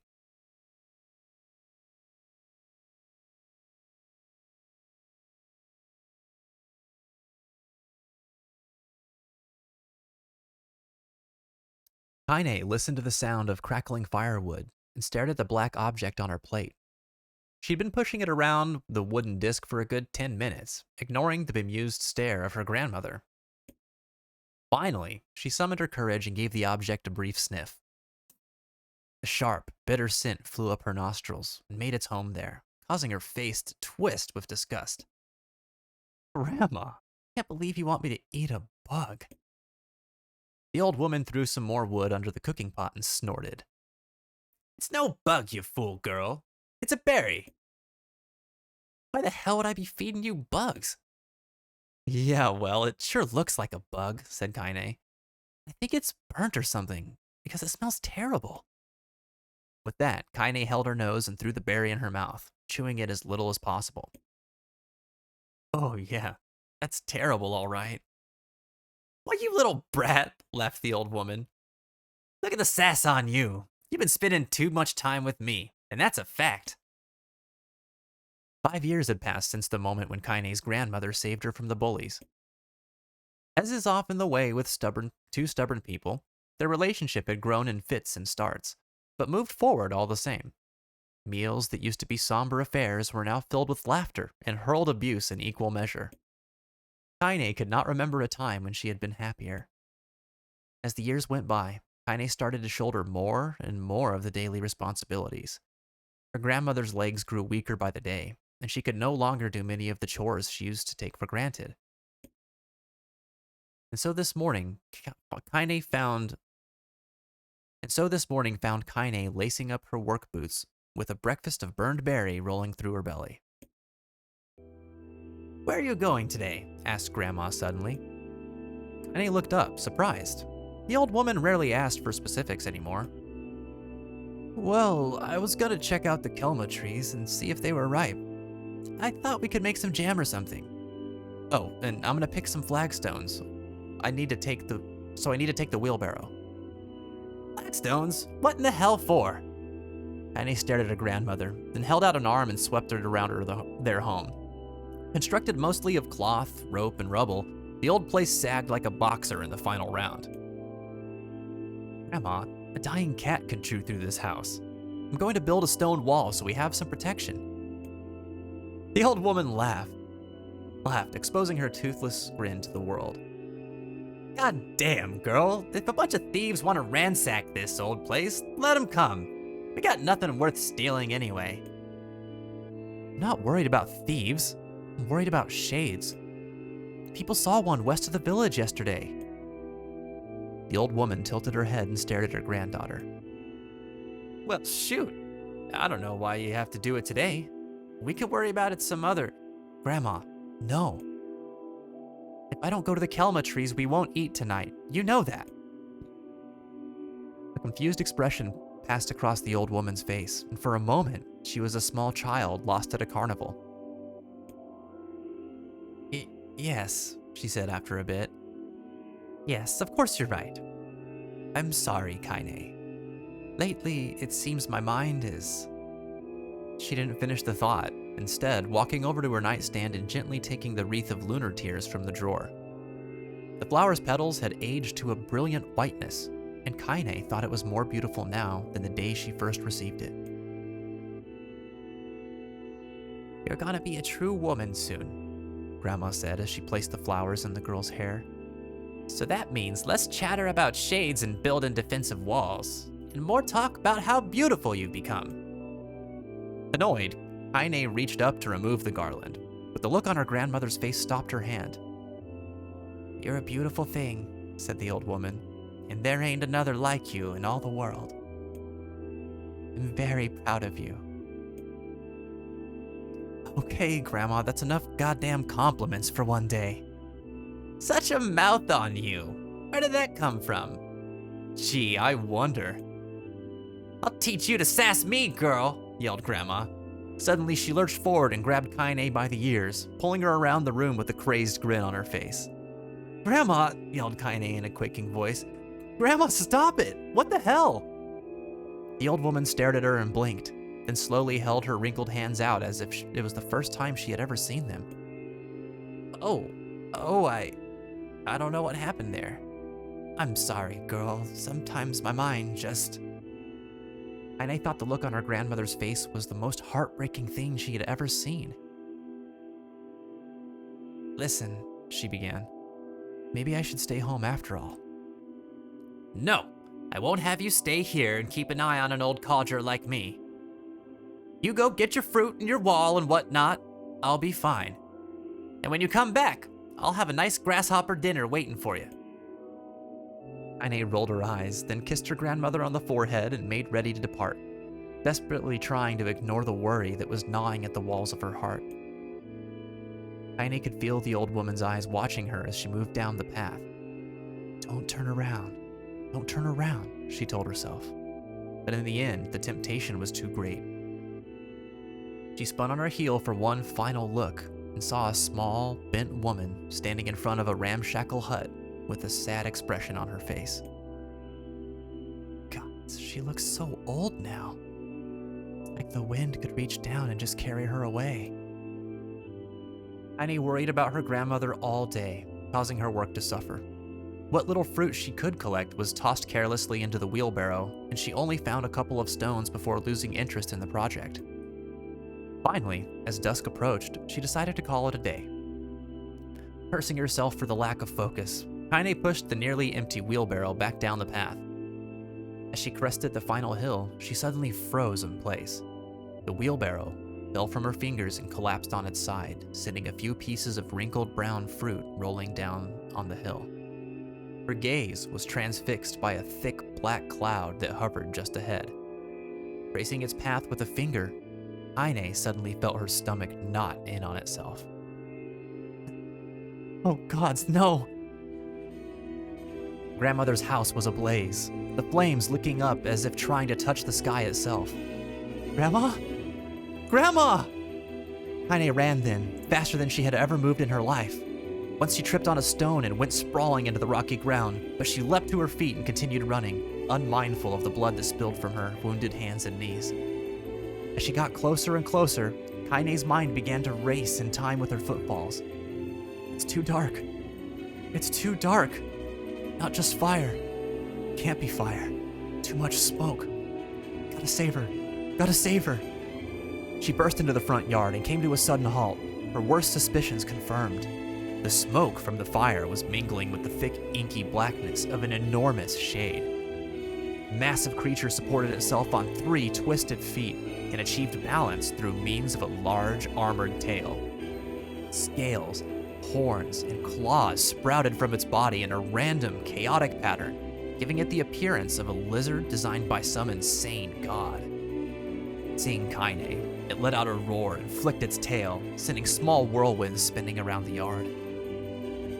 For a moment, the creature retreated into a shimmering, inky blackness, as if her mind was unable to comprehend that such a thing could actually exist. But then the smell hit her. A blend of rotted meat and excrement, and the horror became real once more. The creature bellowed again, and this time, Kaine responded with a scream of her own. All right, you bastard, she thought as her scream echoed off the high cliffs around them. It's you or me. Let's go. The shade eyed Kaine with bemused interest. Then it began looking from her to the house and back again, as if urging her to look at the destruction it had so gleefully wrought. With dread building in her heart, Kaine glanced toward the house. Through the smoke and the flames, she spotted a small figure struggling to escape the ruins. Grandma! At the sound of her voice, the old woman began waving frantically. She's alive, thought Kaine. Alive! Kaine's legs sprang to life as she raced across the yard toward the flaming wreckage of the house. Before she could advance more than a few steps, the shade opened its mouth and let out a roar powerful enough to uproot trees and send them flying. The blast sent Kaine tumbling through the air before smashing her against the rocky earth. Stars danced in front of her eyes as she tried to remember how her legs worked. Up. Get up! Get up, get up, get up now! As Kaine struggled to her feet, the shade stomped toward the house and pinned her grandmother to the ground with the tip of a claw. The old woman struggled to move the claw from her stomach, but she might as well have been pushing a mountain. She coughed briefly, sending a small spray of blood into the air, then collapsed to the ground, her energy spent. Kaine lurched to her feet, only to fall back to earth with a gasp. Her ankles were on fire. One or both of them was surely broken. Ignoring the pain that screamed through her body, she began dragging herself across the ground, leaving a drunken trail of dust and blood in her wake. Grandma, hold on. Just a little longer. The grandmother's face was turning blue, her eyes rolling back until only the whites were exposed. Kaine pulled herself across the ground with maddening slowness, the distance seeming to increase with every second that passed. The shade glanced between the two women and flicked out its tongue, its giant mouth turning up at the corners. Short, panting breaths belched from somewhere deep inside his core. Bastard. Laughing at us. She had no idea how such a mindless creature could experience emotion, but there could be no doubt the Shade was taking joy in their suffering. Yeah, I see her plan. The Shade moved its claws slightly, allowing Grandma to breathe again. It was clearly keeping her alive, only to snuff out her life when Kaine was close enough to touch her. I'm gonna kill this bastard. Summoning all her strength, Kaine rose to her feet. There was a sickening snap from her right ankle as the foot twisted backwards, but she forced it from her mind and began to hobble toward the monster. Pulling a small knife from the pouch at her waist, she leapt on the foot that pinned her grandmother and plunged the weapon deep. "Give her back!" she screamed. "Give her back to me!" It was like stabbing a rock. After a few swipes, the knife broke at the hilt with a dull snap. Shade panted laughter again, then raised its tail and sent it rushing through the air toward the young girl that was latched to its foot. Kaine never had a chance. The tail struck her square in the chest and sent her crashing into the burning wreckage of the home. As she lay on the ground with blood pouring from multiple wounds, a small, weak voice spoke up. "Kaine." Kaine's vision blurred, but she forced herself to focus on the sound. Finally, her eyes cleared enough for her to make out her grandmother's hands, reaching out through the smoke. "Grandma? Kaine, you gotta run. You can't best this one." Kaine grabbed the hands and held on with all her strength. "Grandma, come on. We have to go." The old woman coughed loudly. One of her hands, slick with blood, slipped from Kaine's grasp and thumped to the ground below. "Grandma, no! No! I said run, goddammit! You have to live. You have to get through." The thought would stay forever unfinished. Before she could say another word, the Shade's clawed foot descended, smashing through the remains of the roof and down upon the shattered figure of the old woman. Blood oozed from the gaps in the creature's toe as the terrible, putrid smell assaulted Kaine's nose once again. She stared at the foot, dumbfounded, convinced that what she was seeing could not possibly be real. When the creature finally lifted its appendage, all that remained underneath was a twisted, unrecognizable mass of rubble and red. Her grandmother was gone. Kaine blinked, trying to feel the hands which had been in hers just a moment before. For a fleeting instant, she could remember the warmth of that embrace, the trembling of the fingers, but then the sensation drifted away on the breeze and was gone. Memories flashed through Kaine's mind, one after the other, faster and faster until they became a meaningless jangle of noise. Kaine screamed then, a thunderous sound that echoed off the cliffs and seemed to roll away forever. The Shade eased forward, black ichor pulling from its mouth and dissolving into smoke on the ground below. The earth shook with every step as it crept towards its prey. Kaine's body slowly rose as if controlled by a mad puppet master. Her arms and legs were bent at impossible angles, her head lolled dangerously to the side. Yet somehow, she managed to stand. Staring at the Shade, her eyes began to glow with a deep, red fire. The creature, so confident just moments before, took a slow, hesitant step backwards, trying to discern if this broken human could possibly pose a threat. Kaine seized the moment. Laughing like a mad woman, she leapt into the air and plunged the shattered hilt of her knife deep into the leg of the Shade. The Shade shook Kaine off like a fly, sending her crashing to the earth once again. Her chest rose and fell slowly, as if a great weight were resting on it. Moist sounds of pain echoed through her mind. Something warm and thick oozed from her ears. It's blood? I think it is. I think I'm bleeding to death. No. Can't die. Grandma told me to live. Deep inside Kaine's mind, something finally broke. The sound, the pain, the smoke and flames, all of it faded away until all that remained was a single incantation repeated over and over again. Kill it! Kill it! Kill it! Kill it! Kill it! Kill it! Kill it! Kill it! Kill it! Kill it now! As the spark that was Kaine slowly began to flicker and die, she felt her desire to kill and her desire to live blend into one. The distance between heartbeats grew longer and longer and longer.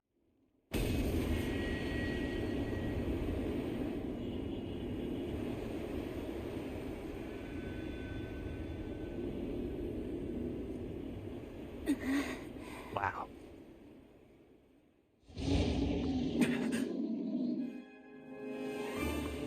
The beast approaches. Oh, I know.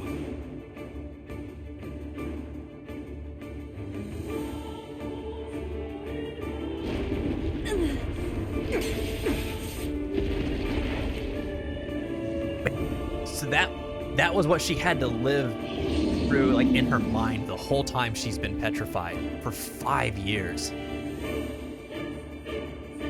Oh my god.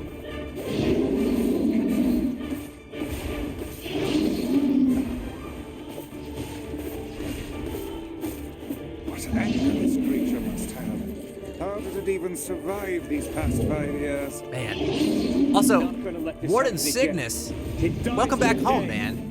I saw you come in earlier, but we were like mid-storytelling. I hope you're having a good night tonight, man.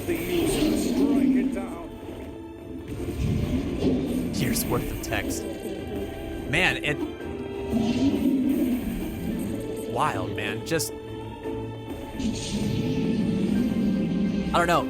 I haven't had to narrate that before, and it just hits different. Like, holy hell. I feel so bad for Kaine, man. It makes this scene of you fighting the Shade even more full of vengeance. Yeah. Yeah. Shades, man. Like, we've seen how they impacted Nier and the villagers, but it literally, like, Shades literally took Kaine's whole world away from her.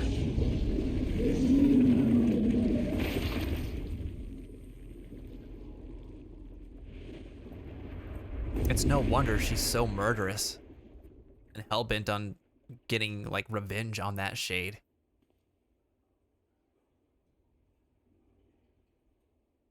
You like the narration? God, that's cool. I'm glad. I haven't got to do anything like that in a while. That's fun. Not until we've started playing this game, I mean.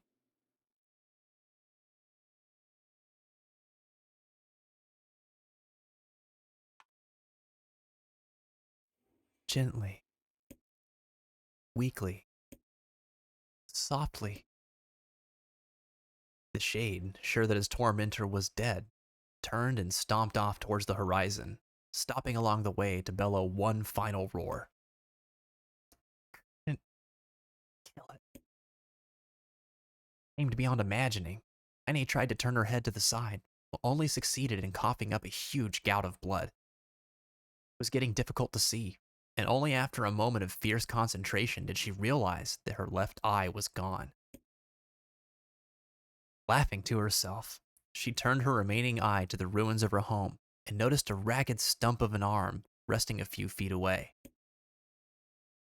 Yeah, that's mine, she thought with a mad giggle.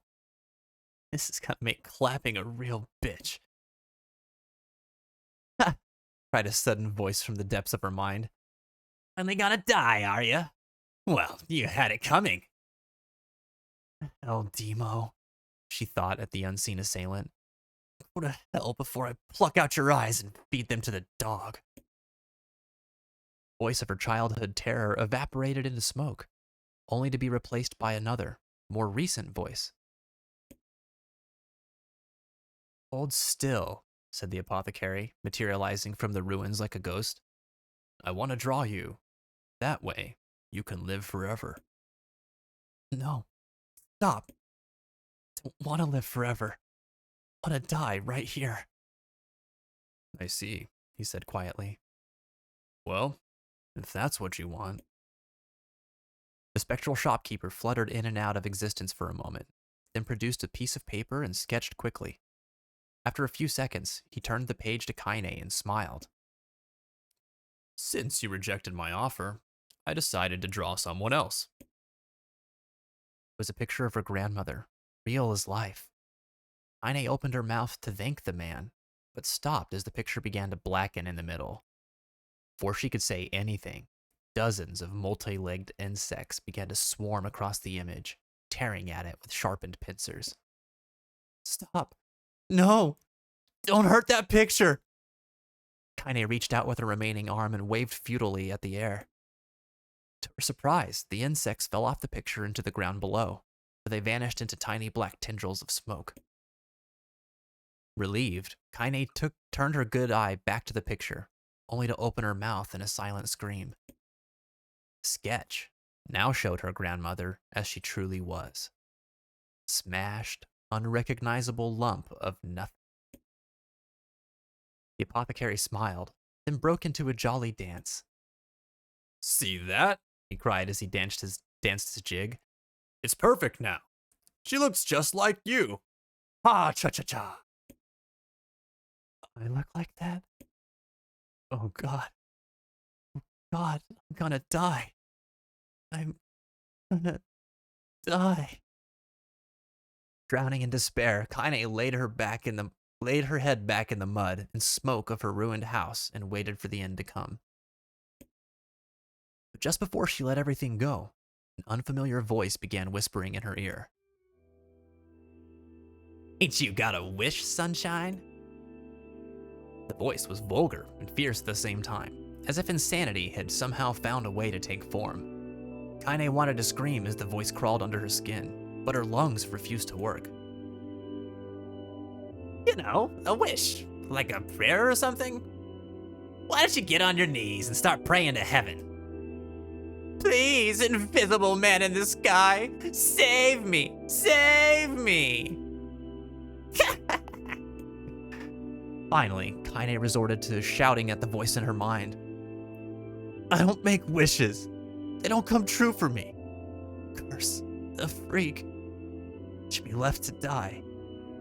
The other voice boomed in her ears. Oh God, you are the best. Kaine glanced down and saw a black, shiny substance oozing from her legs. She tried to brush it away, but her remaining arm would no longer respond. The substance slowly crept around her feet and then began moving up toward the rest of her body. Is this death? Is this what it's like? Or is my mind just losing itself? She could feel the slime oozing upward, feel the hot, searing pain it left in its wake. Whatever else might be happening, she was still alive, and this was real. Come on, said the voice. Let it go. Kaine tried to ignore the voice and concentrate on the pain. The newcomer would have none of it. Don't ignore me, sunshine. You're ready to give up, ready to die. So why not let me have it? What? Your body. Come on, give it to me. Give it to me. I want to stand on the ground, feel the rain, taste the wind. The voice paused as if licking its lips.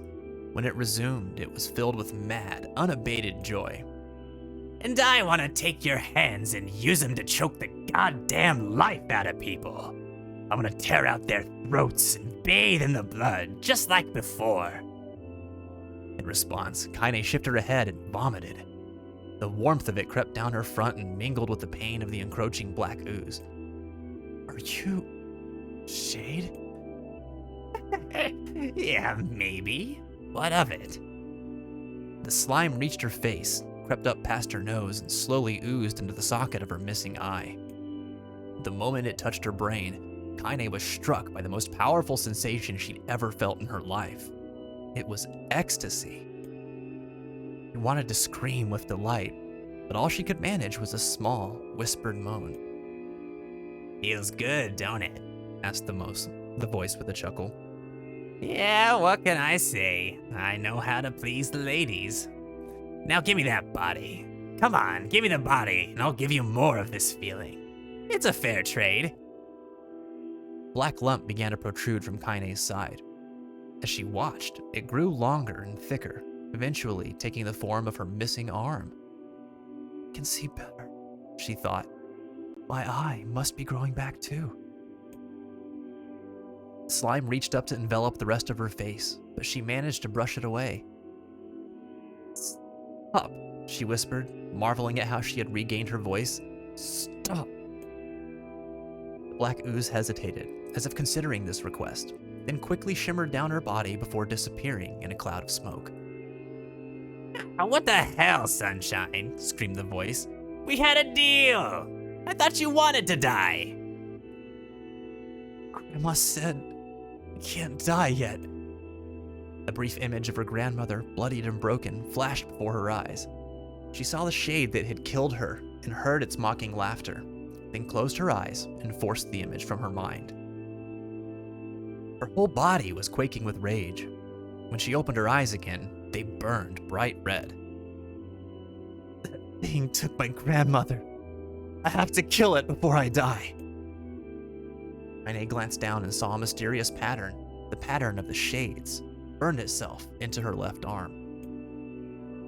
Well, I'll be damned, said the voice cheerfully. Look at that, Sunshine, and I think you and me are gonna be good friends now. Kaine stared intently at her arm. The more emotional she felt, the more the letters seemed ready to puncture her skin and begin infecting the rest of her body. The arm clearly had a will of its own now. Stop. You gotta stop.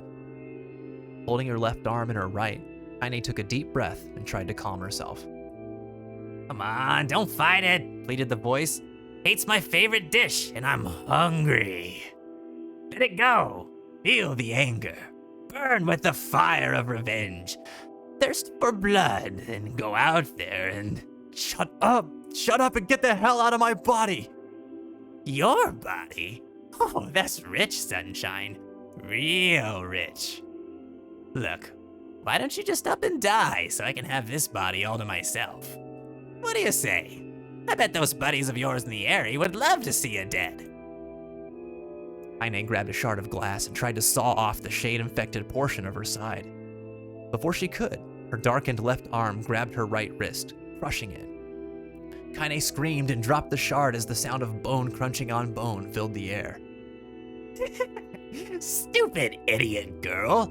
You're possessed now, Sunshine, and there ain't no going back. The voice laughed again, a loud, long wail that seemed to go on without end. Possessed? Whispered Kaine. Yeah, possessed.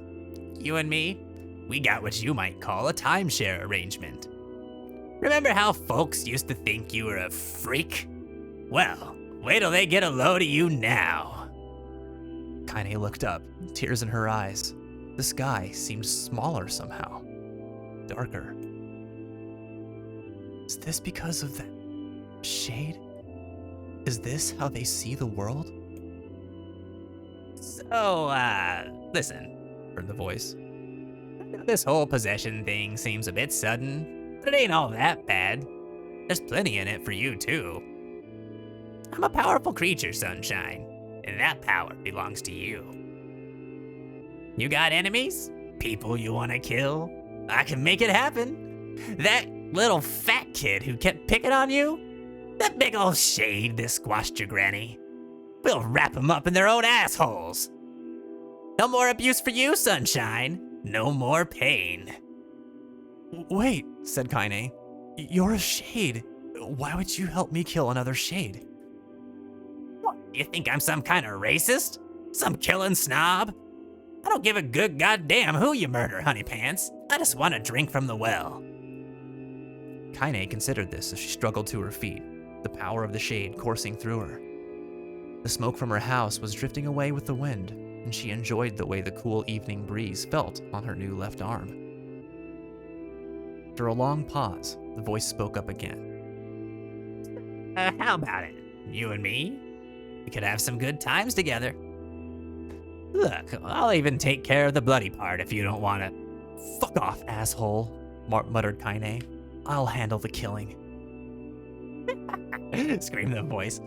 Look at you go. Oh, sunshine, we're going to have so much fun.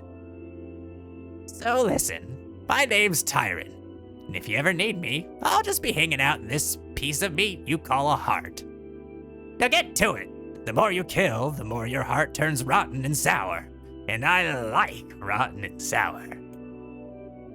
Kaine found herself nodding at the voice. Yeah, she said. Yeah, I think this can work. I'm gonna find that shade, and I'm gonna strangle it with its own guts. And when I'm done, I'm gonna do the same to you, Tyron. Count on it.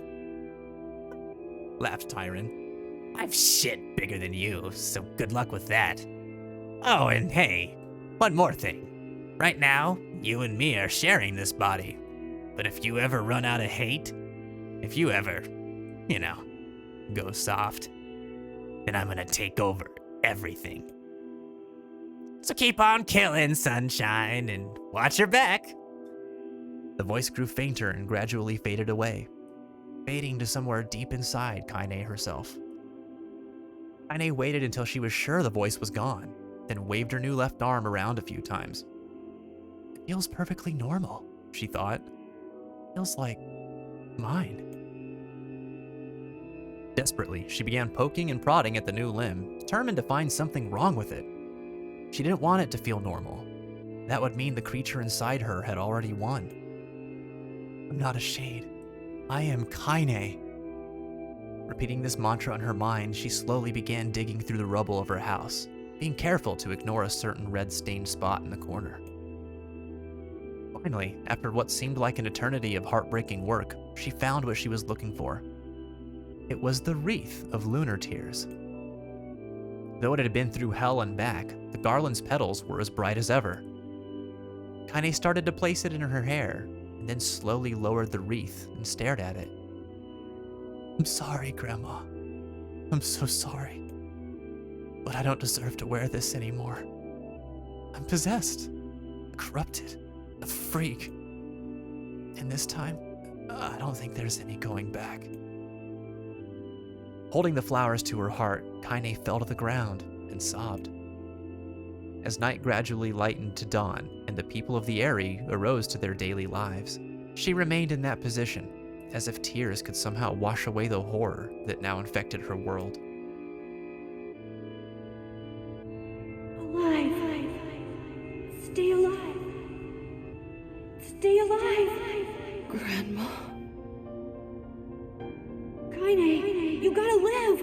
You gotta come back to us.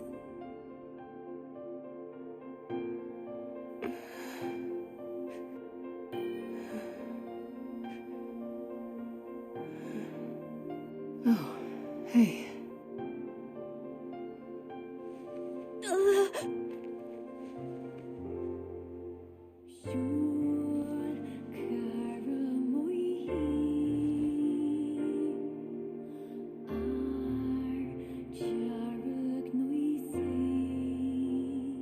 Emil, you were the one calling me, weren't you?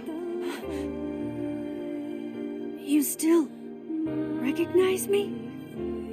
Of course. I knew you right away.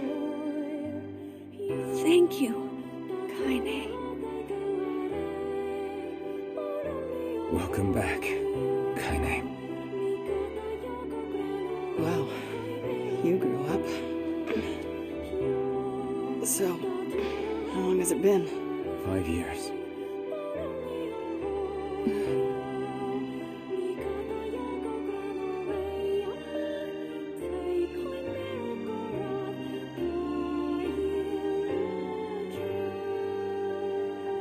Shit. That's a long time. Man. Hey, Lily. Welcome back. Dudes. So, what really hits with this, this is what I'm feeling right now. It's like so emotional. But she was rejected for her whole life, hated on, abused, attacked, And then Shades took away the one person who treated her like a human being and gave her the strength to try and see the world again, to go outside of her safe space. And since then, she's been consumed by vengeance and shame and like just this grief and hatred that has been all encompassing up until she encountered Nier. And the way that she looks at him in that scene, like when we first went through the first route, like when we went through Route A, like you see that and it's kind of like, it kind of hits like, damn, she sees him grow up. She's like, he looks handsome now, right? But that look that she gives him, like, has a whole new feeling to me, where it's like, here's another person that has given her hope. This is another person that cares about her and actually treated her like a human being. And I feel like in that moment, that coming out of that, having experienced those dreams this whole 5 years, like being hit with that reminder, I feel like she's just like overwhelmed with emotion in that too. And her expression seems to kind of show it, because it's like bewilderment, you know? It's awesome. So cool to see. Money, put it in your pants, okay? Gosh, we gotta get some cold showers in here. Good Lord.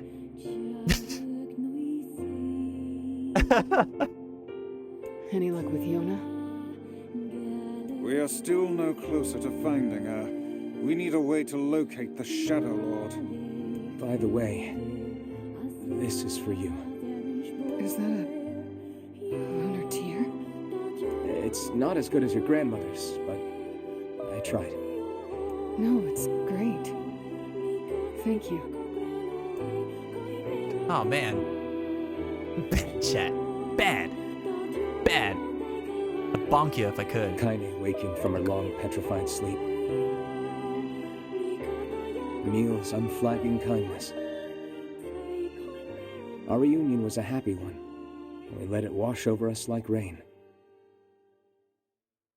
That is, until Devila and Popola had to go and ruin it all. That hits different now too. Are you kidding me? You can't be serious.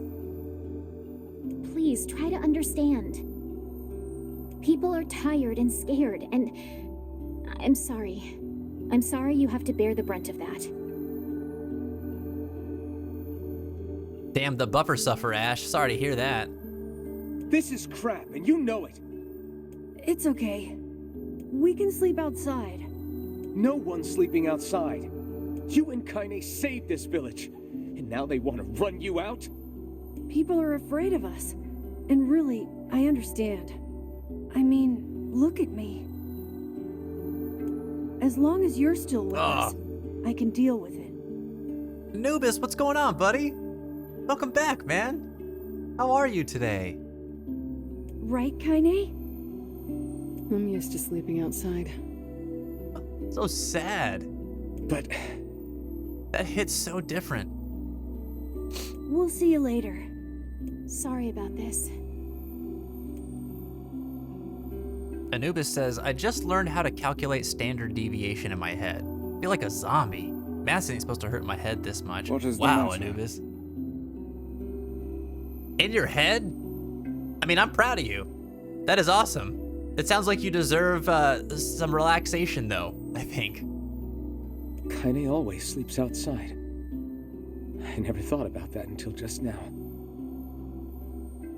Never even occurred to me. Damn it. Can someone suggest, I don't know if she can hear me, to Ashers to try to lower their quality of the video, possibly? She might be able to see it. We should turn in.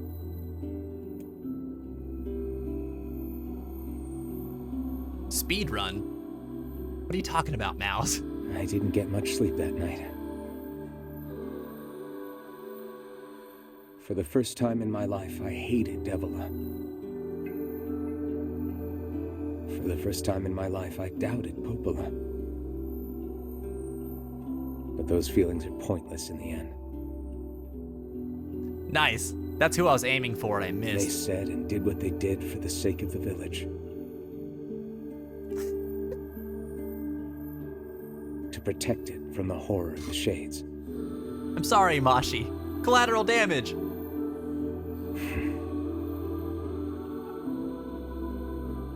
Really, how can I blame Devila and Popola? In the end, I'm just as bad. Oh, man. Because I never once stopped to think about Kaine and Emil's situation myself. Collateral moistage. Oh, man. Oh, no. Hearts in the chat for Asher's. I hope it gets better. You do too, Money. You do too, and you know it.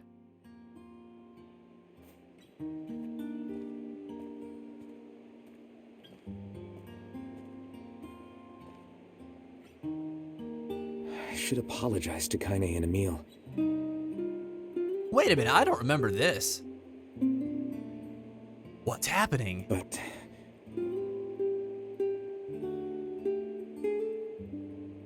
Anubis, oh, you got hot chocolate and a cat? That's a vibe right there, buddy. Heck yeah. what good would that even do? This is a new scene? Oh, so cool. I got a fire going, Wait, Kaine. is that? Good. Campfires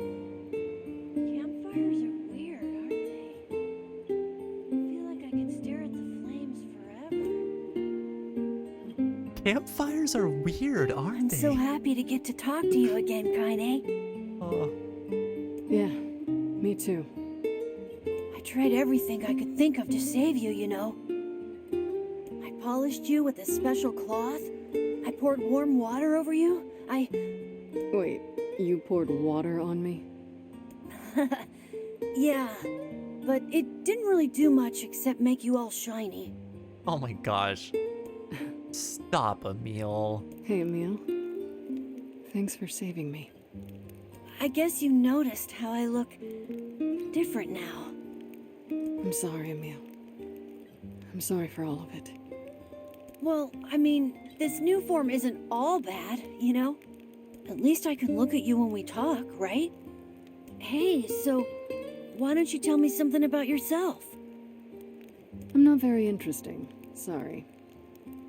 Come on, I just want to know you better. Please? Fine. This all happened when I was a kid, before the whole shade possession thing.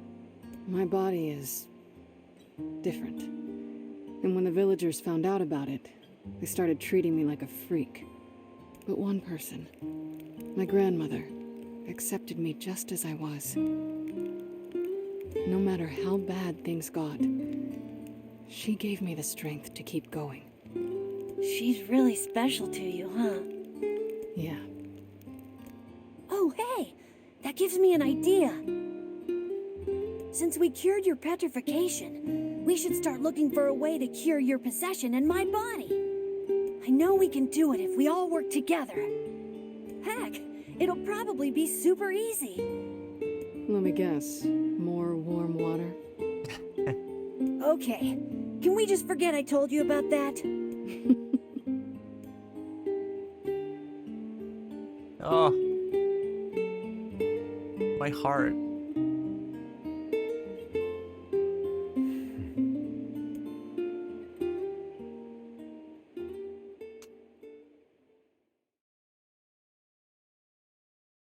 It's really cool. I'm glad that they did that. For a couple of reasons. One, I like to see those kinds of like Sleep well? vulnerable moments from a character like Kaine. Because she shows those types of like she has a couple of those moments in this game. Like they're brief. But it shows that there's a lot more to her than just like her the tough exterior that she always puts forward, right? And she's got a lot of baggage. There's a lot that she's been through and had to endure. And to be able to open up, like, you know, we were talking about trauma yesterday. To be able to go through trauma and experience hatred from people around her and rejection of all kinds, and then to find it in herself to be able to trust people again, to talk about how she feels and talk about who she is and open up, it takes a lot. It takes a lot of strength. And it's something a lot of people they end up not doing once they've been hurt enough like that. And it's part of that trauma response is just to safeguard yourself, build your walls high, don't let anybody in, nobody can hurt you, keep people at arm's length, which is clearly what's happened with her. And so it's really nice to see these tender moments with her and her friends. She is a survivor, absolutely, Anubis. And this is, I love how this is hitting different right now. Because when we see this in Route A, we're mad at Devilo and Popola for like pushing our friends outside. But we see how comfortable both of them are with it because they're used to it, because they just assume, like, I'm not saying they're happy about it, but they assume that this is how it's gonna have to be because, I mean, well, look at us, you know? We're freaks. So of course, it's gonna be like this. And then they just have these really just human moments with each other. They're not dwelling on it. They're taking it as an opportunity to understand each other more and grow closer. And it hurts because you see the rejection that Kaine faced for so long. And now it's kind of like right here, like, yeah, Devilo and Popola aren't like intentionally doing it to like prolong that kind of suffering that Kaine has gone through, but they are absolutely contributing to it. The last conversation we had about this scene was about like moral dilemmas, right? Right and wrong for trying to, like, as a leader, do you protect your town or do you take the values of individuals into consideration to like do something that you think is ethically sound? That's not even on my mind anymore because of the presentation of this route. Understanding like Kaine's backstory on this, it's wild. It's wild how much of that stuff just took a back seat with that context. It's pretty awesome. So I saw the hydrate. I have to go and get more water because I'm running on empty. I will be right back, everybody. Don't go nowhere, or do go somewhere. You know, whatever makes you happy. Don't let me tell you what to do. You should get some water too, though. Listen to that one. It's good for you.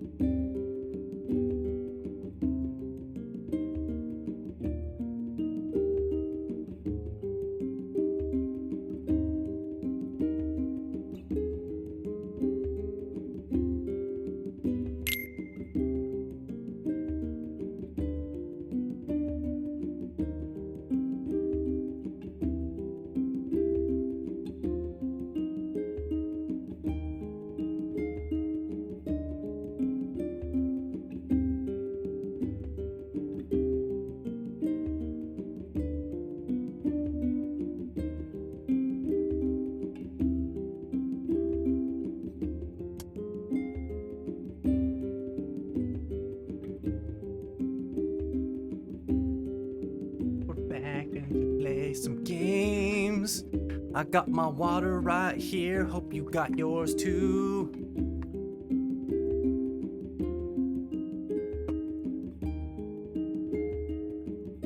There you go. Ben knows what's up.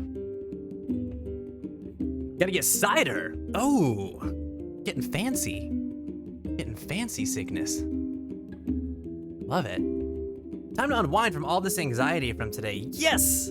Do it to it. Time to relax. Time to embrace some good vibes. Maybe see some characters on the screen go through some stuff. But we'll laugh through it, we'll smile through it, we'll relate, and we'll learn. Because that's what it's about, man. What it's about. If you haven't done so already, if you're new here and you don't really know how some of the stuff works, first of all, welcome. Thank you so much for coming and hanging out with us here on The Fence. My name's Chris. You can call me Chris or Vince. I'm a certified peer specialist. I encourage you to share your story, be part of ours. If you're out there and you're facing any challenges that you'd like to work through and talk about, feel free to express them during the show. We will address them as best as we can and walk by your side while you're going through it here.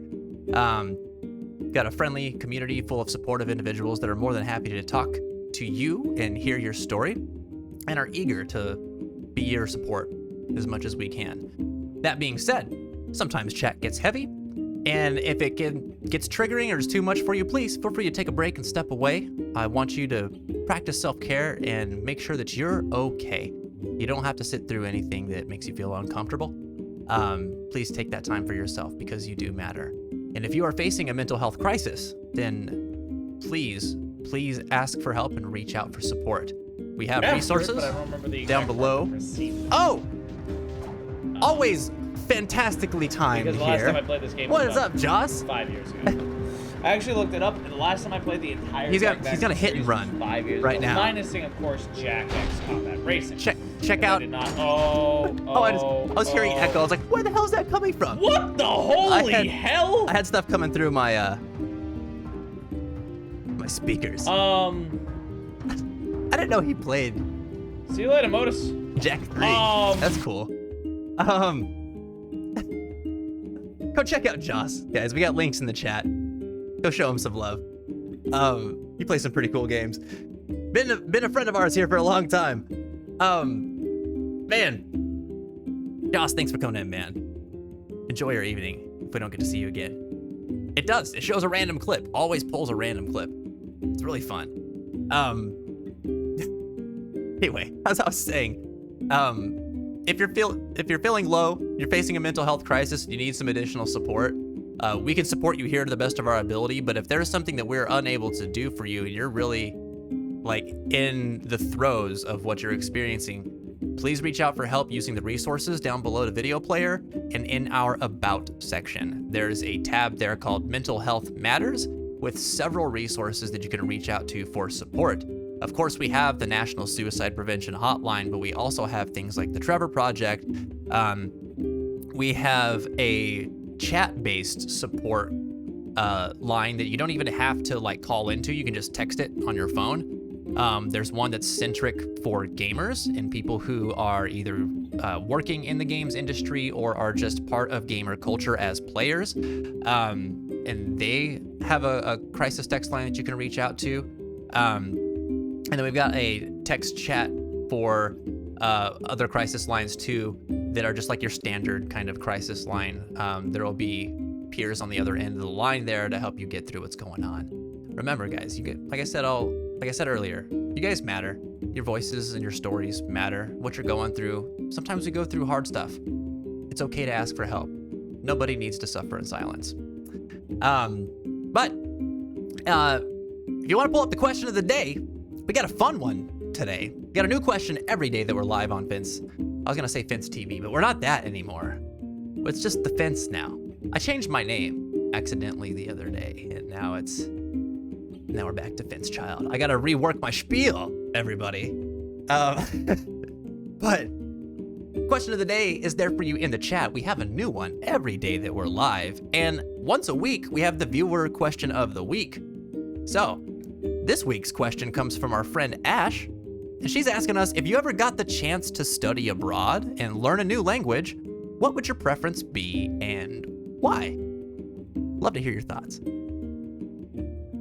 Oh, you answered earlier, Vin? Yeah, man, repost for sure. Definitely want to see what you had to say about that. All right, been lurking for a bit during work, said CJ, and I'm on my lunch now, but been feeling a bit low.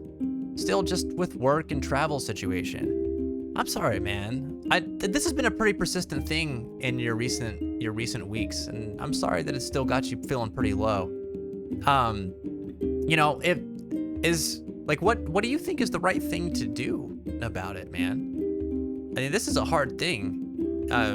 Whenever we're feeling bogged down with work and travel and separation from folks, I think that it really weighs down on us, especially if we're not doing the stuff that our heart desires. You know, when we're not doing what we love doing and what we think what we feel passionate about, what we think we should be doing, I think that creates a special, in a not good way, kind of weight that is hard to carry around every day. I know that I felt that when I was working an overnight job where I never had the time or the energy to do things like play music or stream. I was not streaming during that time. I was disconnected from my friends because we were on off hours, and I didn't feel up to talking whenever I was around because I was tired. That stuff really got to me. I thought every day and like agonized about how I couldn't do things I wanted to do. I know some people in the chat face that situation too. Anybody got any friendly words of encouragement for Competent Juggernaut here today who might understand kind of what it feels like to be spending your time and energy doing things that you're not passionate about when you wish that you could be doing something you're passionate about? Sure. And yet your red eyes tell a different tale. Don't be so hard on yourself, lad. I need to go see Devila and Popola. Very well. All right, so we gotta talk to Devila and Popola about their decision to keep Emil and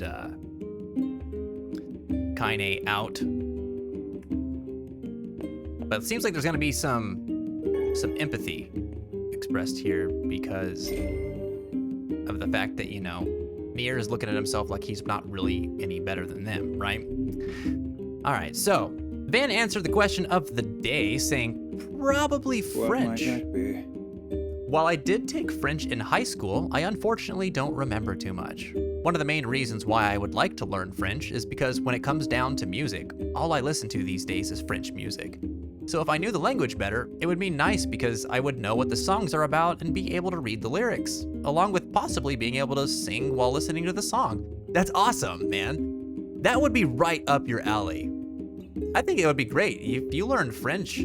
That would be perfect because you've talked to us all the time about how you like to listen to French music, and you've shared a bunch of it with us in Discord before too. It's pretty cool.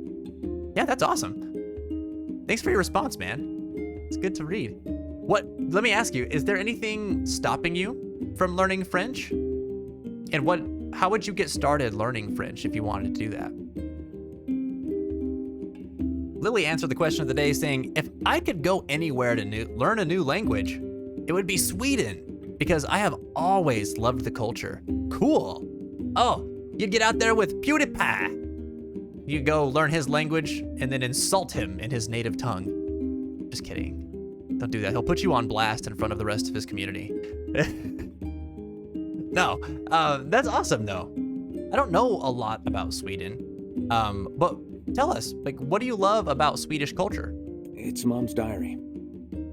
I have not heard you speak much about your mother. She got the black scrawl and died when I was little. He has a mom? I heard it. Listen, I heard it. That's dumb. Of course he had a mom. My apologies for bringing it up. It's all right. I can barely remember her face anymore.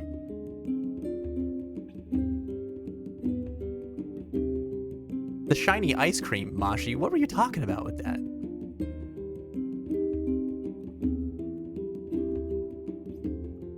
This is the only thing I have left of her. All right, CJ. Good luck with work, man. We'll be here for a while yet, so we'll probably see you in a little bit. Hang in there, buddy. Reading it helps remind me of when we were still a family. I see. But the final entries get a little strange. His mom's diary? In what way? Well, here. Take a look. Oh. What? Oh, wait. Is it gonna be... So in Gestalt, you got to be young Nier in these diary sequences. Say Do there. we get to be Can you not hear me? Big Papa? Oh, yeah. That's awesome. Why are you standing about like a slack-jawed ninny? Sorry. Felt like I was dreaming or something. Sleeping on one's feet is quite the talent indeed. Come now, there's the door. Right. Let's go. And he's still voiced by Coffee Dad. That's fantastic. And I love that. Angry Ranger? Dude, I guess I didn't get a notification from that properly. But thanks for the continuation of the sub, man. Right on. Get your Fin's T loves in the chat, man. That's awesome. Thank you so much for the support. How are you doing today, Ranger? Hold on, I want to hear him scream.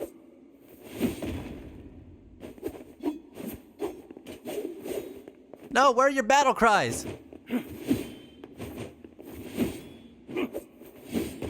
He doesn't have enough of them. Maybe it's because we're not using a big weapon. Dang it. I'm so frustrated. Ugh.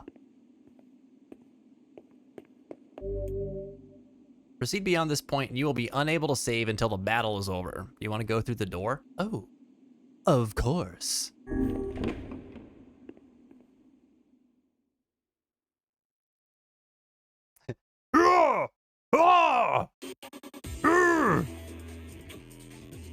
I'm with you, Lily. This is the world of the recycled vessel, created to avoid the destruction of it all. I like the jam.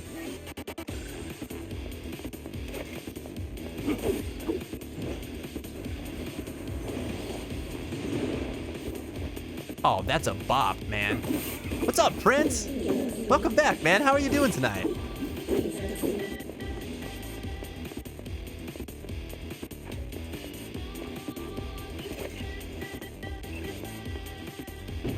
Ow.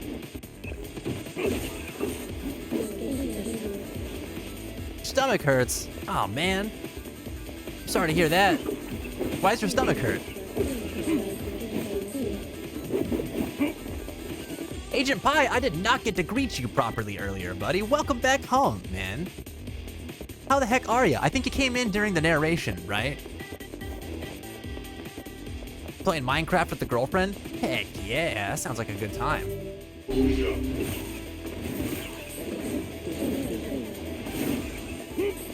Coffee near. Yeah, dude, this track is sick, Vin. It's so good. Ash answered their own question of the day. Oh, and I missed it? For shame. I'll go grab it real quick. Where's it at? Where's it at? Oh yeah, Ash said, I actually got to study abroad for college to expand my dishes for my associate's degree in culinary over in Germany with 6 other people. I was basically the translator as I learned from my grandmother who is German and who has German blood. It was actually nice to teach my peers how to say certain sayings to help them out when ordering some coffee or food. That's awesome. Sounds like you were the perfect person to go on that trip with for them to also expand their palate, learn new dishes, and learn new culture. That's super cool. So, you didn't go to study abroad to learn language. You studied abroad to learn how to cook new food, and your ability to speak German already really benefited you in your endeavor. That is super cool. Oh, we smoked those guys. No problem.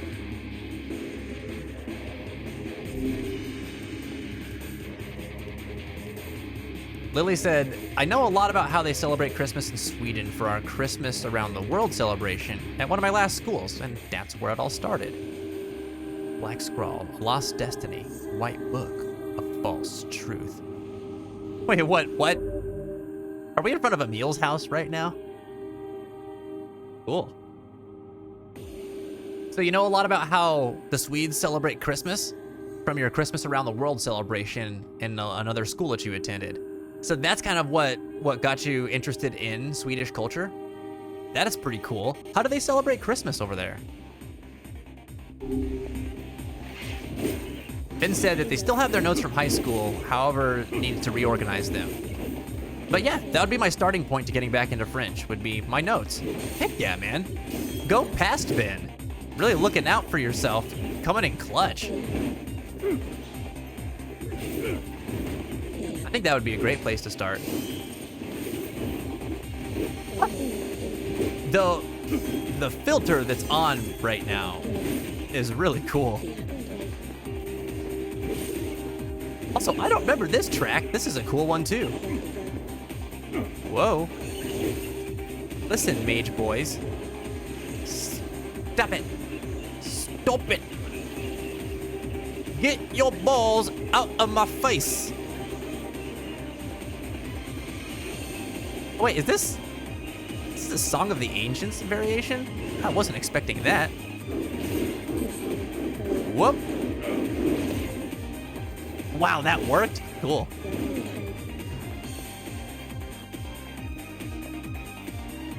That's it. That's all she wrote. Angry Ranger said, been doing good, man. Busy. A lot lately, just over having mono. Oh, man, no, you got the kissing disease.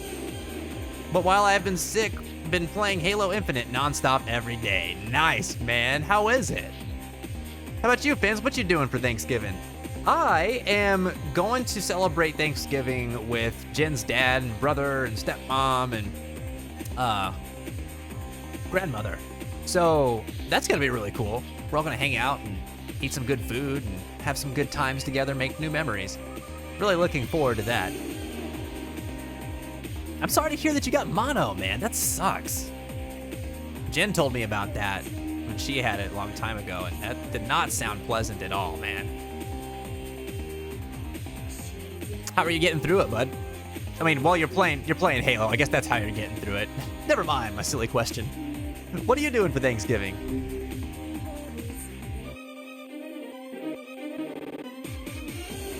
Your girlfriend got a PS4 for her birthday, Agent Pie? Dude, cool. This has some Intoner 1 song mixed in there. Yeah, it does, doesn't it, Lucy? Crap, I missed the text on the screen. I don't think I would have even caught that, actually, Lucy. That's a good take. Oh, you can't remember what it was, Lily? Dang, I was looking forward to learning about how they celebrate Christmas. Had me at Christmas, Lil. Whoa. I like this track too, man. This is a pretty sick one. These remixes. These moshis.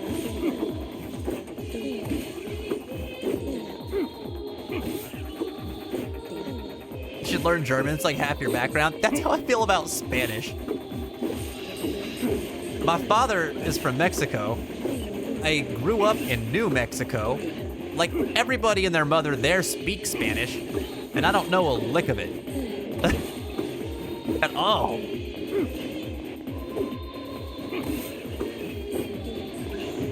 Oh! That's an ouchies. We got a good ear, Lucy. Prince said, I didn't eat that much, so I don't know. I've had chest pains for months, so doctors doesn't think it's my heart, but after seeing the scope on my stomach, he's leery that stomach acid is a big deal. What is that called when you produce too much stomach acid? Because that's a thing, right? And I can see how that would mess you up. So fun fact, we're talking about languages.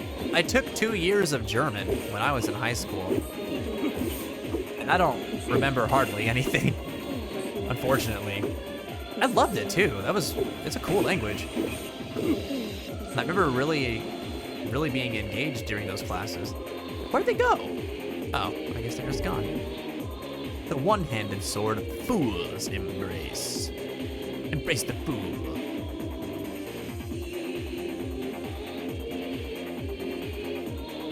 Oh. You had this app that helped your peers memorize and would help you learn any language that we were advised to use over there? What is that app, Ash?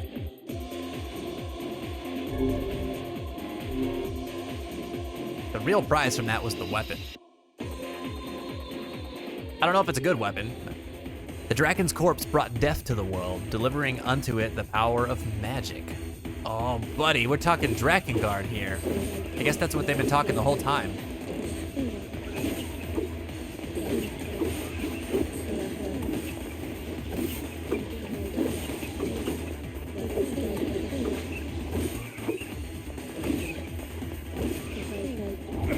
Oh, what the heck?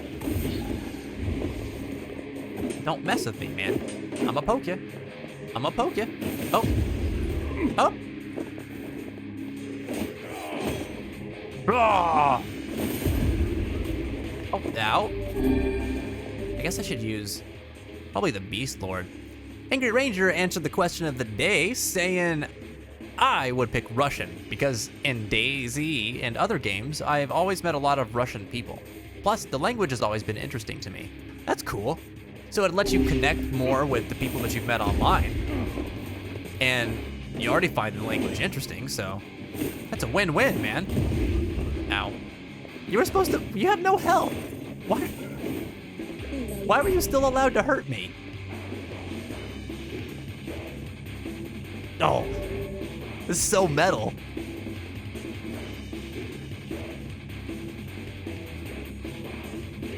Love that. GERD, that's what it is. What is that? Gastroenteritis? Enterological reflux? That I don't remember. Reflux disorder? I can't remember what GERD stands for. Memrise is the app. Oh, cool. Memrise. So there you go. Everybody that wants to learn a language, check out Memrise. Thanks for the tip, Ash.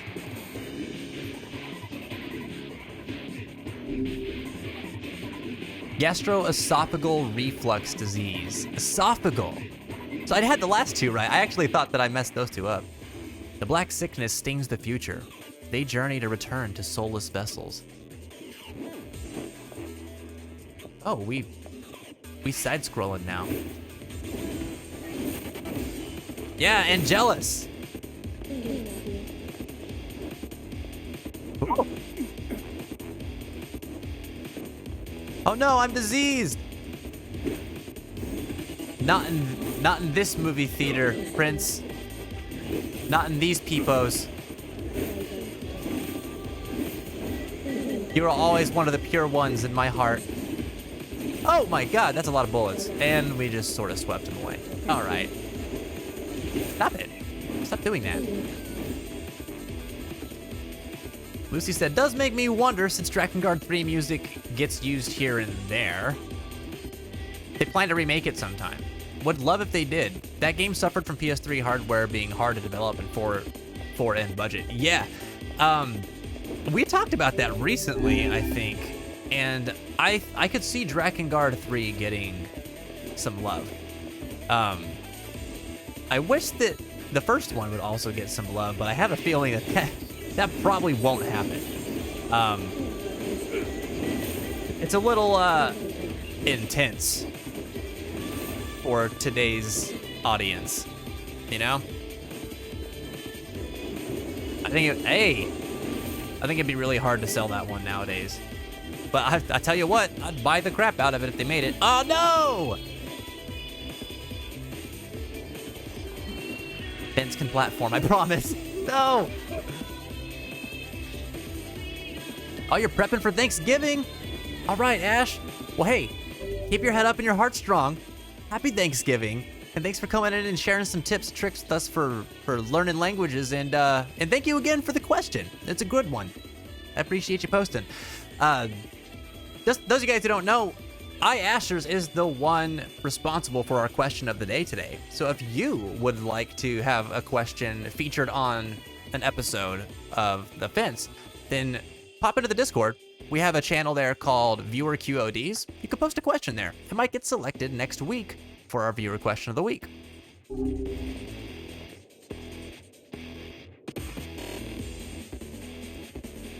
First Thanksgiving without your parents. Oh man. Get some hearts in the chat. Look, listen, I can't give you a real hug, but I'll give you a far away hug. Hang in there, Ash. I know it's gonna be different, but you've got a good family here that you're gonna be able to make memories this year too. But I know that's gonna be feeling the weight of loss, and there's nothing that can really take that away. But just know that you're in our hearts here, and we're thinking of you during this holiday, okay? Keep your head up and your heart strong. Oh, come on. You can't abuse me. We're trying to be nice to people, and you hurt me. It's inappropriate. This is the facade temple, yeah. The Kabuki outfit. That sounds cool. Drakengard 1 remake would definitely have to be toned down a ton to release. Yeah, which it was already toned down quite a lot before its initial release, so I don't know. It wouldn't be the same game, man. Would not be the same game. Take care, Ash.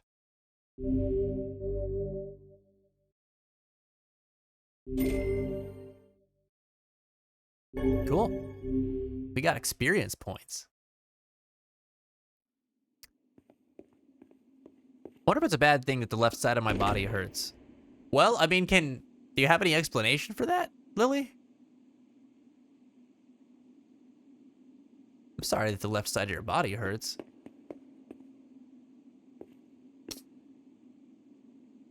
Angry Ranger said, Halo Infinite is super fun, though. I've been doing a lot of ranked, trying to get Onyx. I'm like 3 levels away in Diamond, so I'm ready.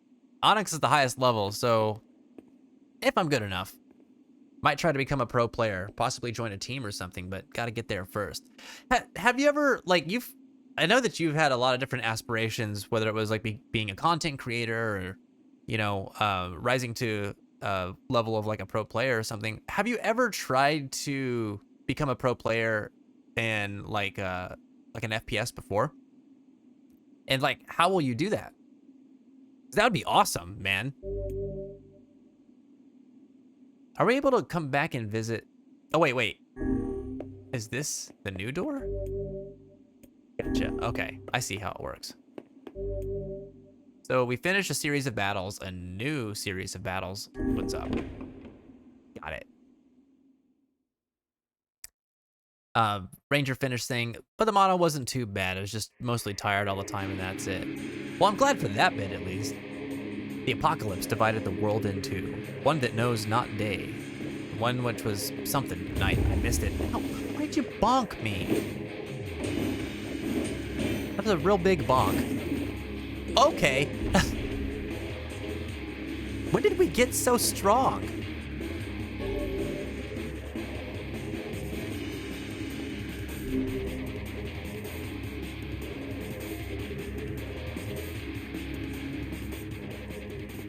Black and white, 13 pacts. The vessel's forms waver as they cross time and space. 13 pacts. Okay, now we in the factory.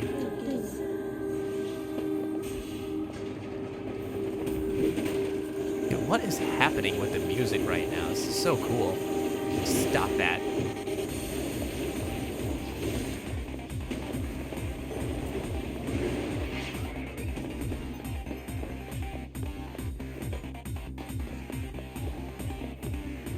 Dude, what jams? No explanation as to why my body hurts. Didn't really do much of anything besides snuggle babies. Maybe you snuggled the babies too hard. You over-snuggled. I'm taking mental notes of the dangers of over-snuggle.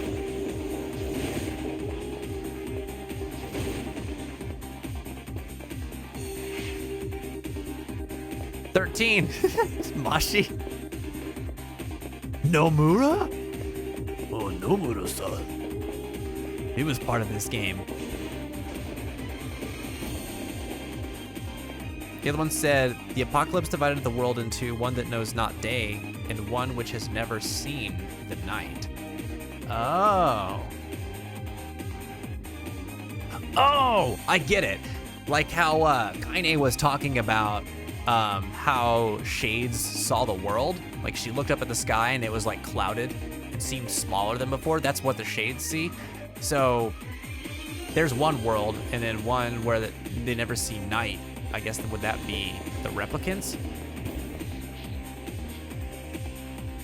That's pretty cool.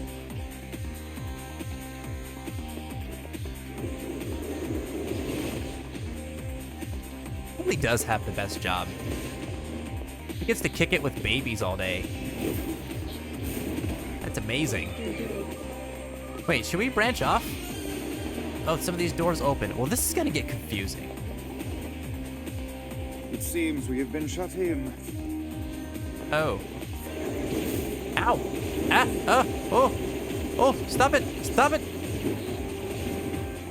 La la la la la la la.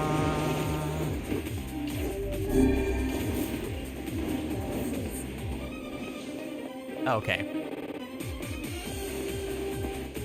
I get to kick it with a tall baby. Excuse me. Excuse me. Don't listen to Jen. I am no Babis. Okay? I am Biggest. No Babis here.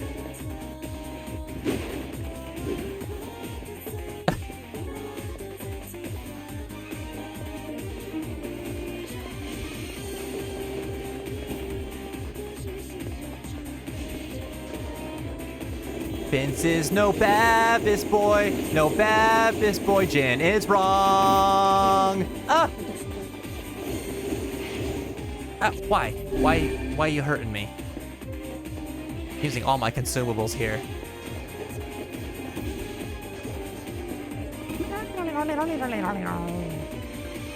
It seems we have been shut in. I used to think Vice was smart. Now I don't know.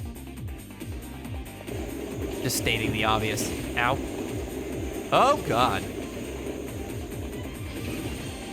All right. I don't think I've ever been so reliant on Dark Lance as I am right now. I'm gonna die. No! No! Ah. I love that you can take damage and still keep charging. Amazing. I'm incapable of doing better. I am forever doomed to stay right here. Don't judge me, Mouse.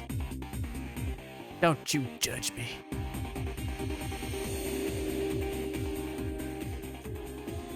The song of man has been drowned out. In its place, the scream of something inhuman. Oh, that sounds bad. Hey, Jen.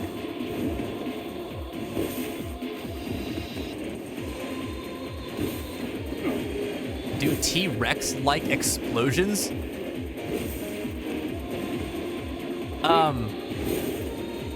I don't know, but another dino might. Oh! Fantastic. Oh my God. I can't believe you did that. Never finished the game, only EDM coffee near. That's all I want. That's all I want. And then sick dad jokes punctuated by DeVito explosions. Oh, man. Outstanding. Is it odd that I'm casually eating those little fried onions? Odd? No. Enviable? Perhaps. Ah, what the? Forgot they did that. Oh no. Stay away from me, little robots. Stay away from me.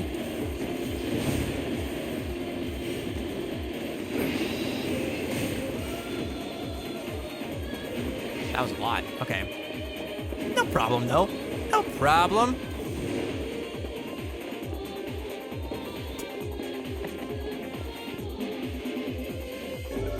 Oh, man.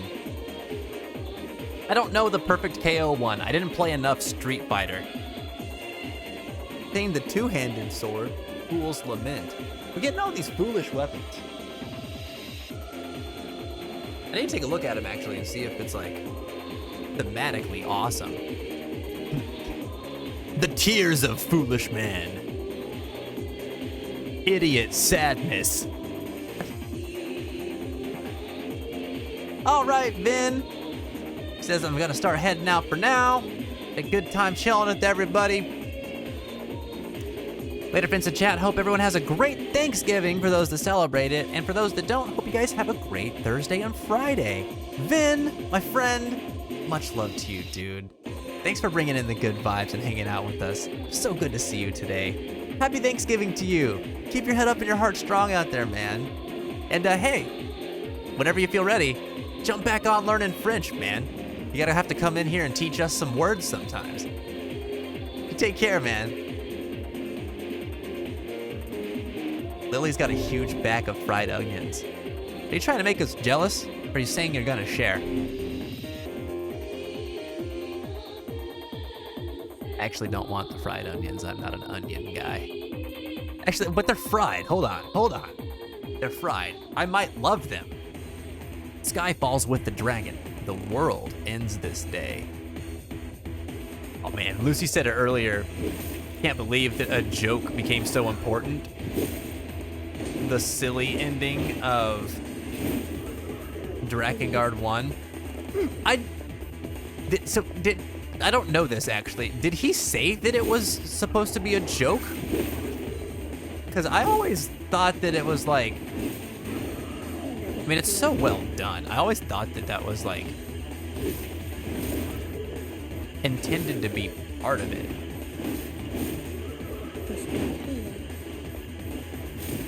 Ow! Fried onion night.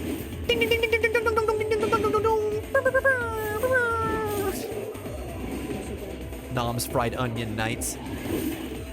Nom's fried onion days. A lot of big old boys. They're the nasty weapons, really? Wait, I want to see. Where's my fool weapon? Where's my fool weapon? There it is. Look at that guy. I mean, that looks awesome.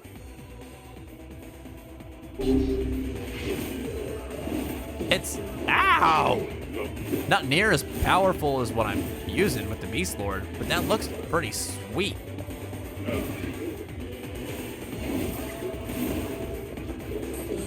Cool. Apparently they came out and said it got added as a practical joke. That's fantastic. Taro's the man.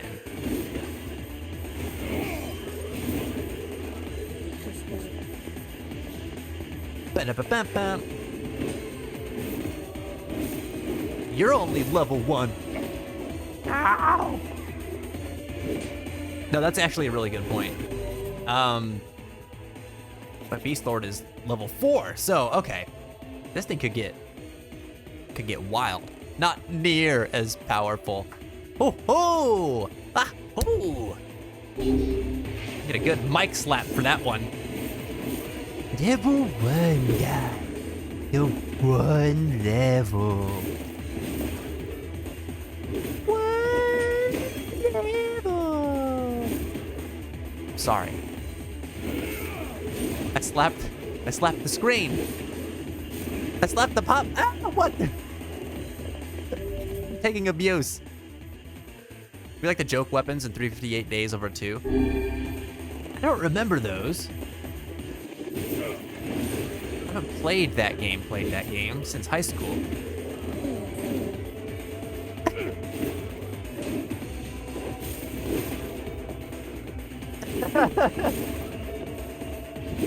Lily's having a good time. Don't bonk me. Don't bonk me. Listen, I control the fate of your mic now, right? Don't you bonk me. He who gets bonked will bonk back. Will biggity bonk. Oh. Roxas with an umbrella? Axel with pizza? Is that real? That's the best. I never got those.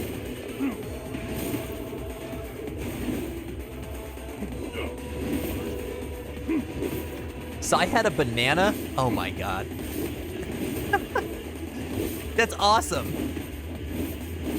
Replace your guitar with a banana. Why not? Why not? Oh. That's so funny. The slap, that slap is satisfying. I'm gonna slap this guy like I slapped Jin's mic. Slap?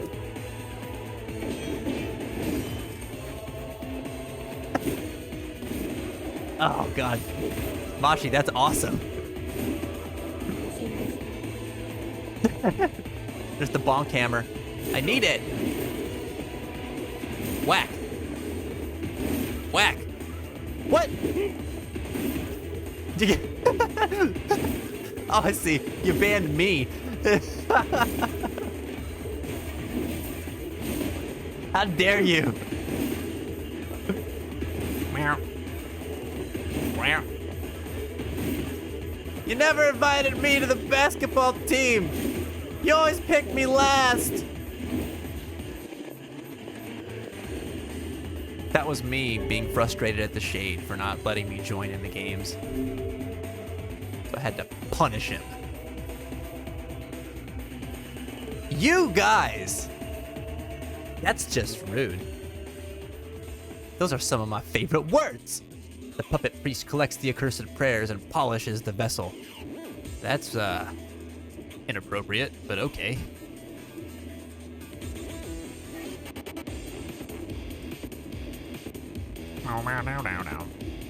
According to the wiki, ending E wasn't... Oh god, hold on! I forgot, this is like a shooting gallery thing.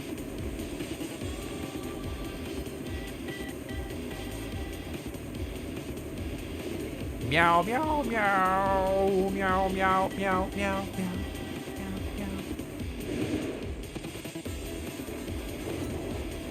Don't more pop up like behind us here? I seem to remember the PS3 version of this being, this section being tied to like a trophy. We have to really use our peepos here, everybody. Look out for hidden dudes.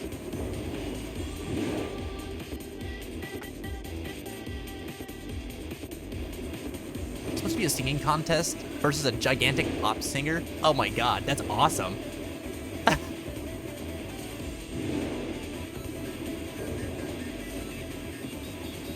Did you guys know that Drakengard 1 probably couldn't have existed if it weren't for Ace Combat?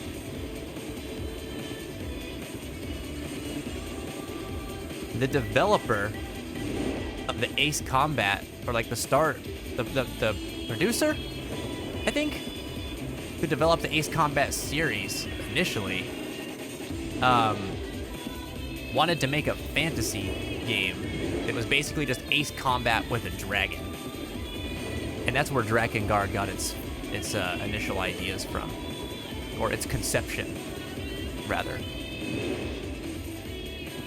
Which is why so many elements of a flight simulator are embedded in it. The dragon combat and stuff like that. Pretty neat. Oh, my lord. That was a tough boy. That was a big, tough boy.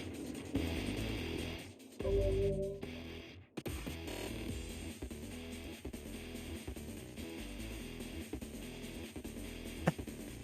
don't know why, but I hated the lighting in these levels.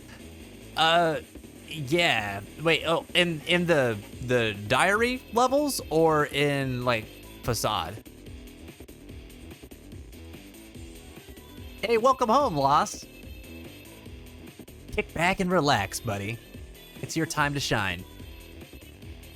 Played Ace Combat so many years ago, I forgot about it completely. Yeah, I had forgotten about it as well. I think they're still making them. The diary levels, okay.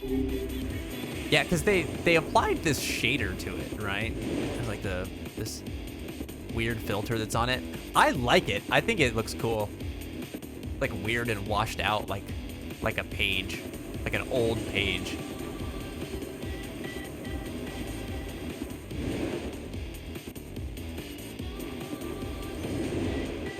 This is a different version of it is a different version of Emil's theme, yeah. It's the club remix of Emil's theme.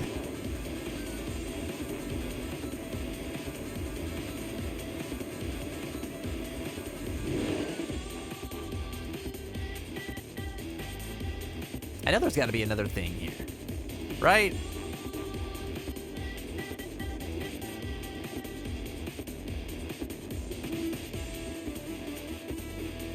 Emil getting down in the club.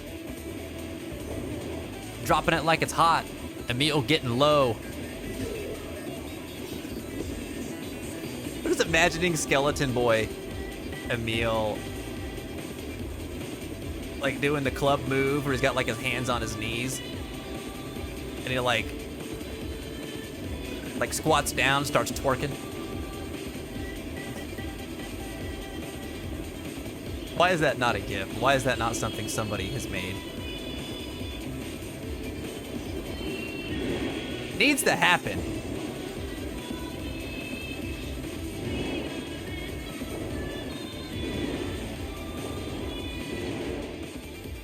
I love that Ace Combat features are like still present in this franchise too. That's why you have the thing like the lock-on, like where like Dark Blast has like the multi-lock feature, and why the Dragon Battles and Drakengard have like the lock-on Dragon Breath attack. Samurai outfit. What? That's cool. But yeah, that's ripped straight from like the missile locking on system from Ace Combat. Back for a little bit, and man, I'm digging the vocals in this. They're cool, right? I love that track. It's one of the coolest ones. And you only hear it in these sections. Like they only use it in these diary sequences. It's like that meme with the dancing skeleton. Exactly. Exactly. Totally absurd. Samurai outfit is hot. Is it really?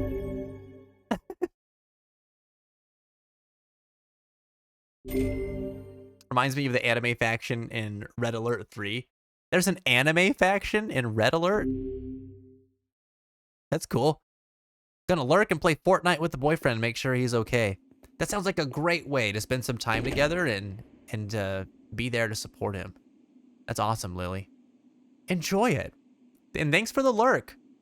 If I don't see you before we're done with stream, keep your head up and your heart strong, okay? We'll see you around in Discord and have a happy Thanksgiving. All right, look. Can I do outfits now? How do I outfit? How to outfit?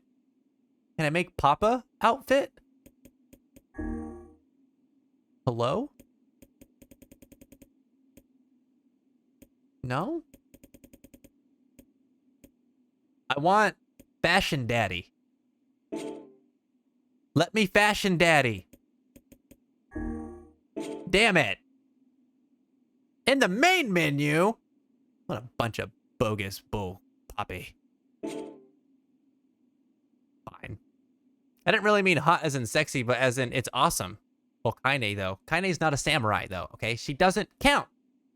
We're talking about samurai outfit here. And I want hot samurai Papa. Why'd I even buy this game if I can't have hot samurai Papa? Worthless. Something terribly sinister beyond this door. Soul needs to be at level 33. Level 32. That counts, right? At least level 33. I ain't scared. I'm gonna do it. I'm gonna win it. Have to do it before you start the game. That's silly. I should just be able to walk into my closet and then come out of the closet as a new man. Objection. How to outfit. Mess gets it. How do? What doing? What doing?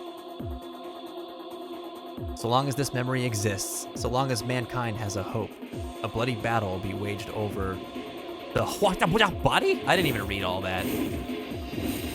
I want to be dramatic with the text. It gives me no opportunity to do so. Wait a minute. Are we off the... Oh, this is cool. We're off the pier. So long, suckers. I'm going to do whatever's over here. Enjoy your over there, losers. Your cat hates the smell of vets? I hate that vet smell. Smells like betrayal.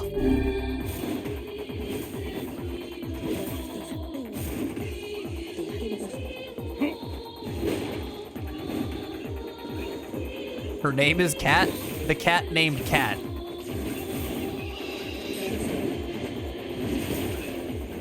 You should get it a fedora. And then they can be called Cat in the Hat. Don't get me wrong, Yoko Taro makes good games, but the decision to put the outfits menu in the main menu is super stupid. Yes! Dumb! Why would anyone do that? To drive us mad. It's the only reason. Forget you, Fire! This is your fault somehow. This is wild. I don't remember this either. This has to be new. What kind of special thing is gonna happen here? You know what this reminds me of? Is like one of the levels in Resident Evil 4 Mercenaries mode.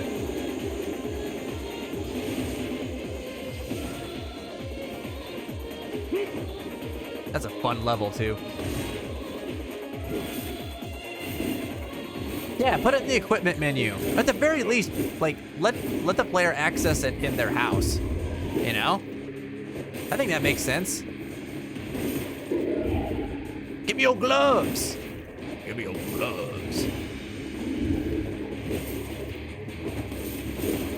Yeah. Main menu's not for outfit changing. It's for menu selecting. It's for game starting. I don't want my fashion adventure to start in the main menu, okay? Ugh. Oh! Wow, ouch.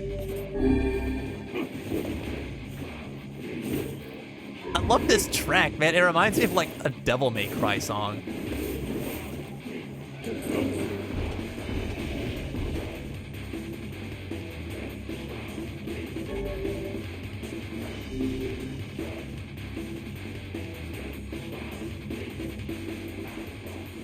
Foolish human. Foolish human. Foolish vessel. Ain't no vessel. I'm a boar lover. Let me ride you, pig. Wait, why are there pigs in here? What's happening? Why aren't they attacking me? Whack. Whack. Whack. Whack. Oh god, Mr. Pig, I'm sorry.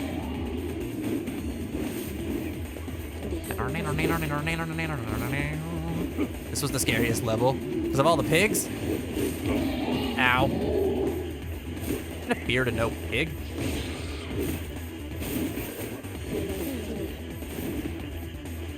I'm gonna be a wise man, though, and not attack all of them at the same time. Because I feel like that's a bad idea.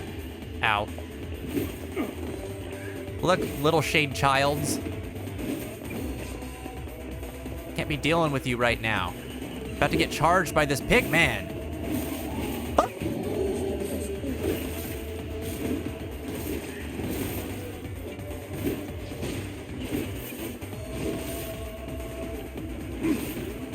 here we go.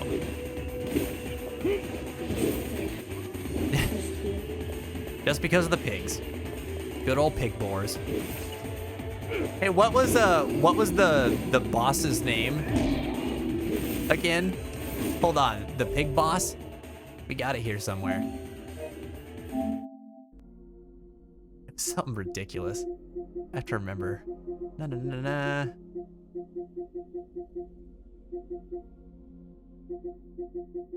Everyone joins the party. Oh, look. Goose! Goose, that was it! Now, where's that trophy? Name was Goose. I probably passed. There it is. A dirge for the hero. Defeat Goose within 2 minutes. What kind of... Who names the boar boss Goose? Like, what the heck? Oh, damn. Mess, that sucks. Can you reach it? Like, do you have to have, like, someone help you, like, do that? God, that would suck so bad. What do you do to deal with the itchiness? No, go disinfect. Go disinfect. Disinfect before making bacon jokes. It's more important. Even though I do appreciate the bacon jokes. By the time you come back, pig will be bacon. Ow! Like naming a goose boss fish. Or you name like the duck boss lion.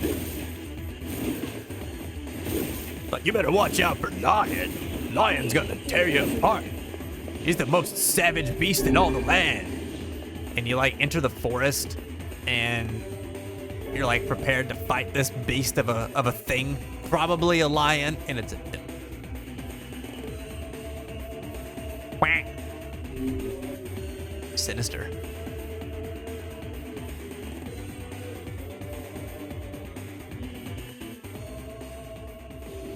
All is paid. All is sacrifice. All is Zool. Oh, this is fun.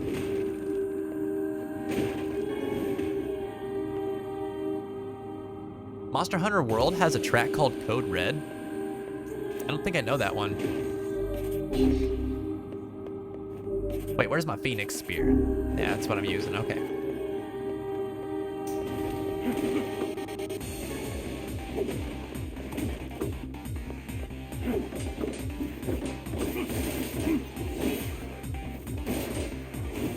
Ow. Wow.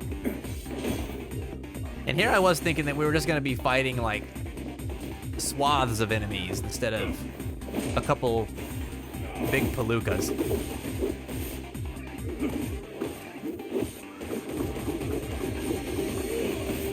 I love the normal like square combo with the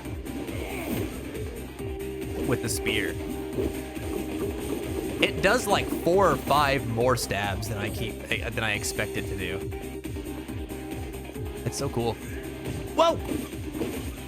There's the swaths. There's the swaths! Stop swathing! Cease your insolent swathing! I think the spear has lifesteal on it. I just realized. I forgot that I did that.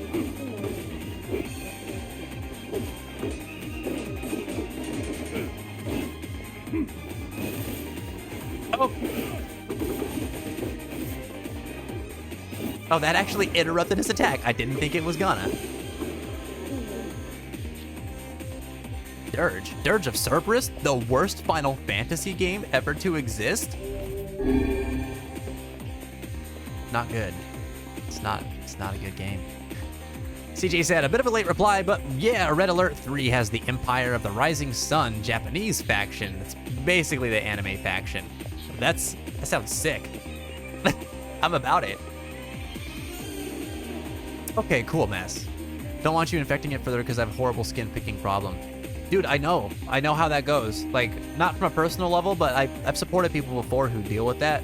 And if it's like, is it like your nervous tick? Like, is it something you do whenever your hands are idle? You just sort of like pick at your skin.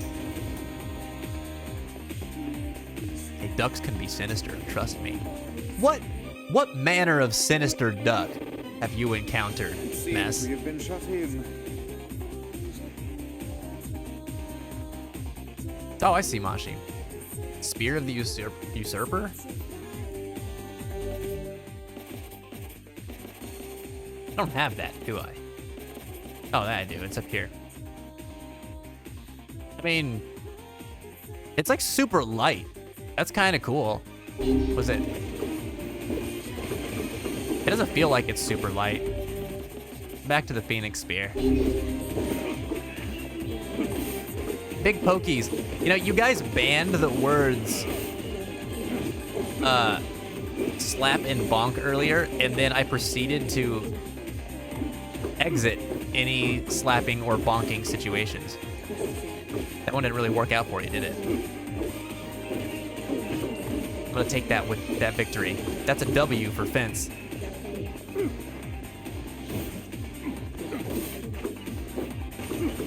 Listen. Be gone. Get away. Ow. Ow. Okay. You named your lizard fish stick, so I'm not too far out from this game's naming perspective. What? Money? You think you're some sort of comedian over there? Hmm?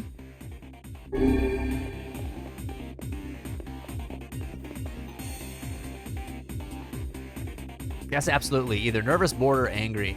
I get it. I don't know if you've ever like had any of them before, but have you ever like bought any fidget toys? They're really cool. Like the company I work for. I have to die at every shadow now. Shade, whatever. No, that's not how that works. The mental health company that I work for now, though, or organization, they have taken upon themselves like handing out fidget toys like all over the place whenever we do events or run trainings or things like that. If I found that like there's a lot of different ones, right? So like everyone knows like the spinners or the cubes, right? But they have ones that were just like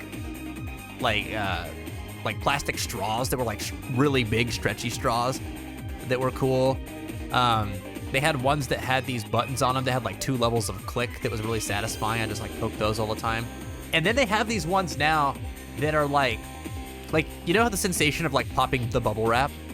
They have like silicone bubble sheets now that you can just like continuously pop. I went to a 3-day long training to learn how to provide peer support services better to youth and young adults. And during that whole training, like I tend to like pick at my skin, like my cuticles, and I bite my nails whenever I'm like, my hands are idle, or like I pick up my clothes and stuff like that, because it just, I don't know, it's like a nervous thing, I guess. But I tell you what, man, I was popping bubbles the whole time. It was so nice. And then when I walked away from it, like that 3-day training, I was like, oh, cool. I'm not like my fingers felt better for one thing, because they're usually kind of sore because I'm always like messing with them. But I don't know. They work for me. They don't work for you? Oh, well then never mind. I guess my point's moot. You have a pop bracelet? That's cool. Yeah, that's awesome. I love those. The Shashibo thing? Like a big magnetic cube toy? Oh, is that like the infinity cube that like you can continuously fold it over on itself to like make it into a cube, and then it folds flat, and then it folds back into a cube kind of thing? Yes! Yes! My boss actually had one of those, and she kept hoarding it. I wanted to play with it more. The thing is awesome. You're gonna buy them at work? That's brilliant. I'll take 20.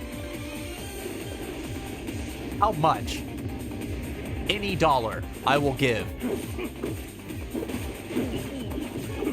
Wait, did money just ban the word? Well, that's mean. You're limiting my decisions. You're taking away my freedoms and liberties, money. You could fall off?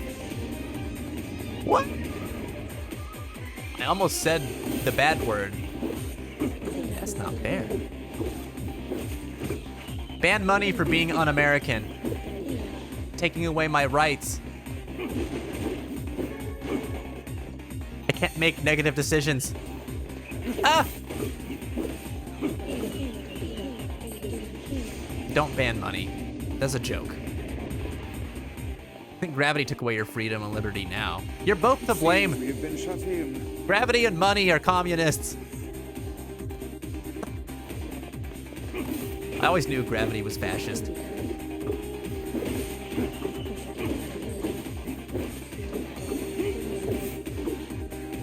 Man, now I really want those magnet toys. I love those. Those are the coolest. Magnetic Box is the #1 bestseller on Amazon. I only just heard of it last week. For real? It's deserving of that place. It's the best. Whoop. Not today. Whoop. Whoop. Whoop. Whoop. Whoop. Whoop. Whoop. Dang, that just blitzed through his armor. That's effective. Ow, what the heck? Who taught you manners?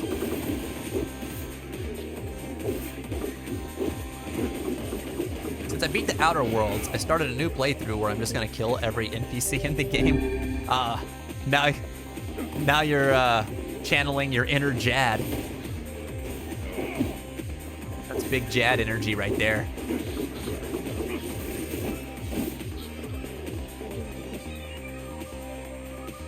I need to find something that is like peeling and picking, not like pressing buttons. There's also a lot of TW reasons why I do it, but I won't go into it. I don't know what TW stands for. I apologize. Big Jad. Big Jad. We got Fool's Accord. Sweet. There's gotta be a fidget that's got like a peeling, picking kind of sensation, right? When I was a kid, and it's still true today, my grandfather had like a pillowcase that has like the 2 layers of like the sewn-on pattern that kind of like overlaps on top of each other like this. But like imagine like really small, you know?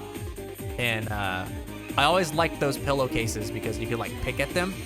Like there was just something really satisfying about the sensation of like flicking the fabric, I guess. It's still one of the things that like I end up doing now as a 29-year-old, almost 30-year-old adult. I won't buy pillowcases that don't have them. There's just something soothing about it. Oh, trigger warning. Okay, I should know that.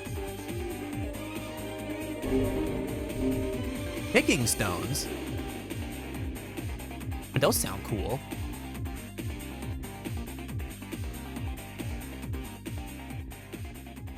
Do not bring back the light, the vessel of the future. Do not bring it back.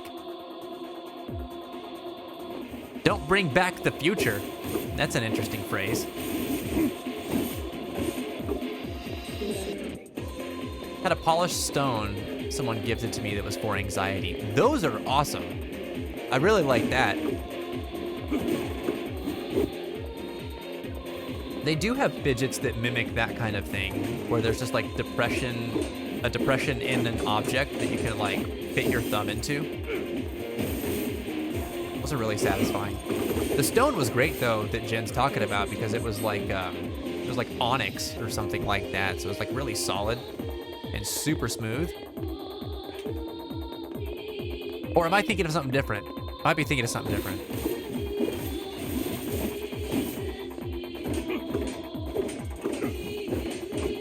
We still have that, don't we?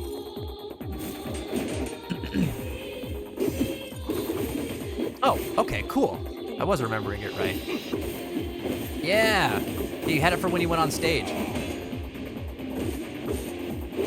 So cool.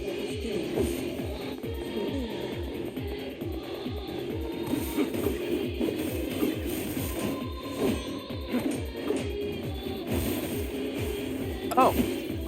Do not do it. Don't you do it. Yeah, for those of you who don't know, We have a rock star in the chat. Did you know that Jen used to be the lead singer in a band? I mean, dope. And not only that, she deals with anxiety. So, like, imagine having that and then getting up on stage and singing in front of people. If that's not inspiring to try and push to achieve your dreams, even though, you know, maybe sometimes you feel like the odds are stacked against you. I don't know what is. So cool.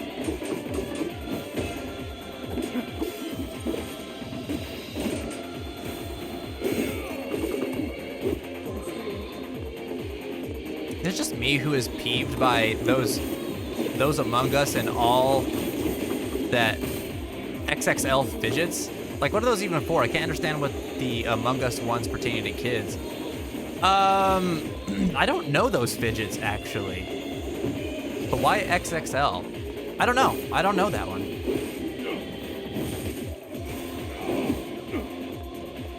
Jen is amazing. She is amazing. And she freaking crushed it on the stage, too, man. That's awesome. Don't let your feelings hold you back, everybody. Everybody deals with something.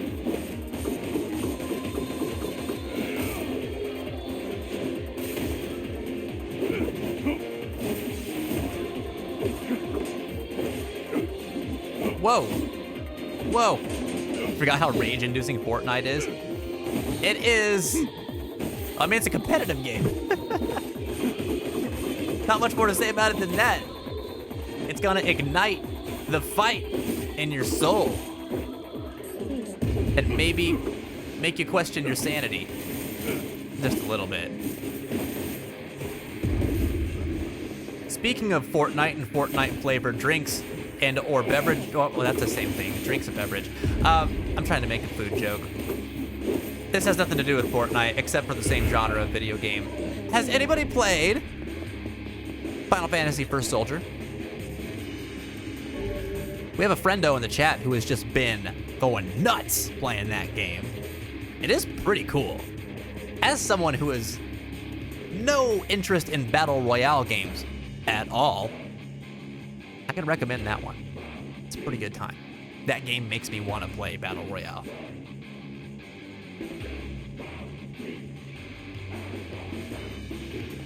Giving no lifing, I know. I'm like, I wake up in the morning, I'm like, I wonder what Miles said about First Soldier today. Oh, there it is. Mess says, my therapist told me that I have an excoriation disorder, which is like a skin picking disorder. And I'm right on the verge of being admitted to the hospital because of how badly infected the scratch on my back is. That's serious. Oh, yeah. Yeah, you gotta be careful with that. I mean, I don't need to tell you that. Like, you know that. I'm sorry for preaching to the choir here. But yeah, definitely be mindful of that. I worry about you. That sucks. I had a peer that I used to support who they were just like a carrier of MRSA. And they also picked at their skin a lot, and so they were like really prone to infections all the time. And one of the things that we used to work on together a lot was like coping skills and alternative methods to like satisfying the nervous tics that were like picking and replacing them with alternatives. It's a lot of work.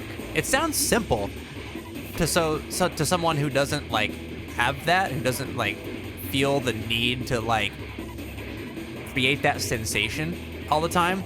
But when you've got that, it's like a mad desire that is just like it's like a craving that you are always trying not to give into. Like imagine like if the food people out there, if you have like a food that you just absolutely love, like you just crave it, like the way people crave bacon. Imagine bacon just freshly cooked all the time, ready to eat. It's nice and crispy. It's like you just reach out and grab it all the time. Would you know how hard it would be not to just grab that bacon? Like if you had an infinite pan of bacon. And that's what having these kind of things is like. Trying not to just not take the bacon, you know? And so, you know, it was one of those things that was like, they would beat themselves up over it a lot. They would have to go to the doctor a lot because of it, and it was difficult for them to work through. So I understand what you're talking about, Mess. Like an itch that you can't scratch. Yeah, like you never quite get there in terms of like feeling satisfied by it. Like you're always trying to reach that certain level of gratification from the action. Which with something like skin picking, like you can see how it's gonna be like it'll compound on itself and really become destructive. But every beam of light's an invitation to death. But this is like really foreboding, isn't it? What I will say, Mess, is that pier that I supported, they were getting better. They started developing things that worked for them. And I used to see them with like scars and like new open wounds like all the time. Like they'd have the recurring wounds that just like would never really heal because they kept reopening them. Over time, I started noticing that like there were fewer of them. So she was figuring it out, and she was starting to get better before my time with her ended. So keep at it, keep trying. It can get better for you too. You just gotta find the thing that works for you. Secondary infection and shingles about 2 days ago. Okay, yeah, it's gonna make it tough.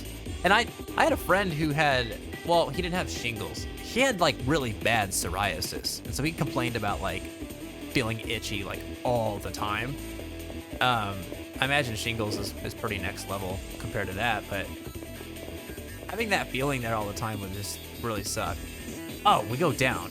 It's like, where the hell do we go? Ah!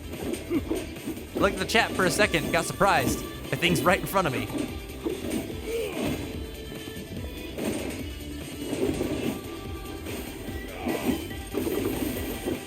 Bam, there we go. All right, get my beast sword back out. Need something to deal with these armored boys, man. Oh. Trying to make my life hell.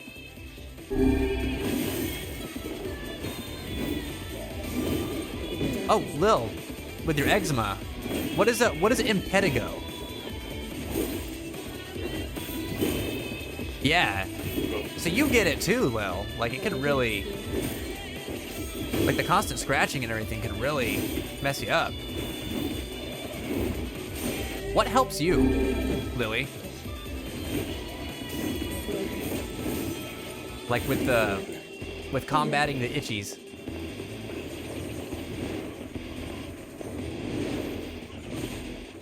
Hey, you. Die, please. Nice. Thank you.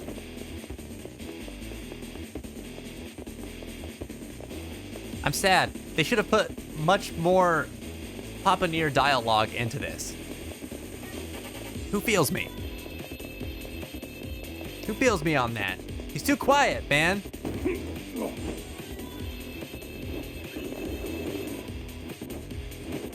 They probably didn't pay him enough money. He got all of his Persona $5 and he was like, you know what? This won't do. You give me a leading role or pay me lots of money or I'm out. Ow. I don't know. That might not be what happened at all. Don't take my word for that. Where do I go? Oh, here we go. I almost jumped into oblivion. Ow! Ow! Can you guys imagine if I was still playing this game on hard mode? What a mess that would be.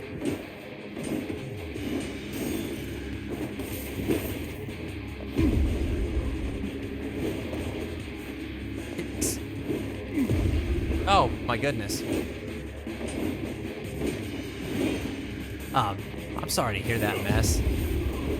It sounds really difficult to deal with. I'd imagine that, like, there's a lot of feelings. Oh, God. There's a lot of feelings that come with that.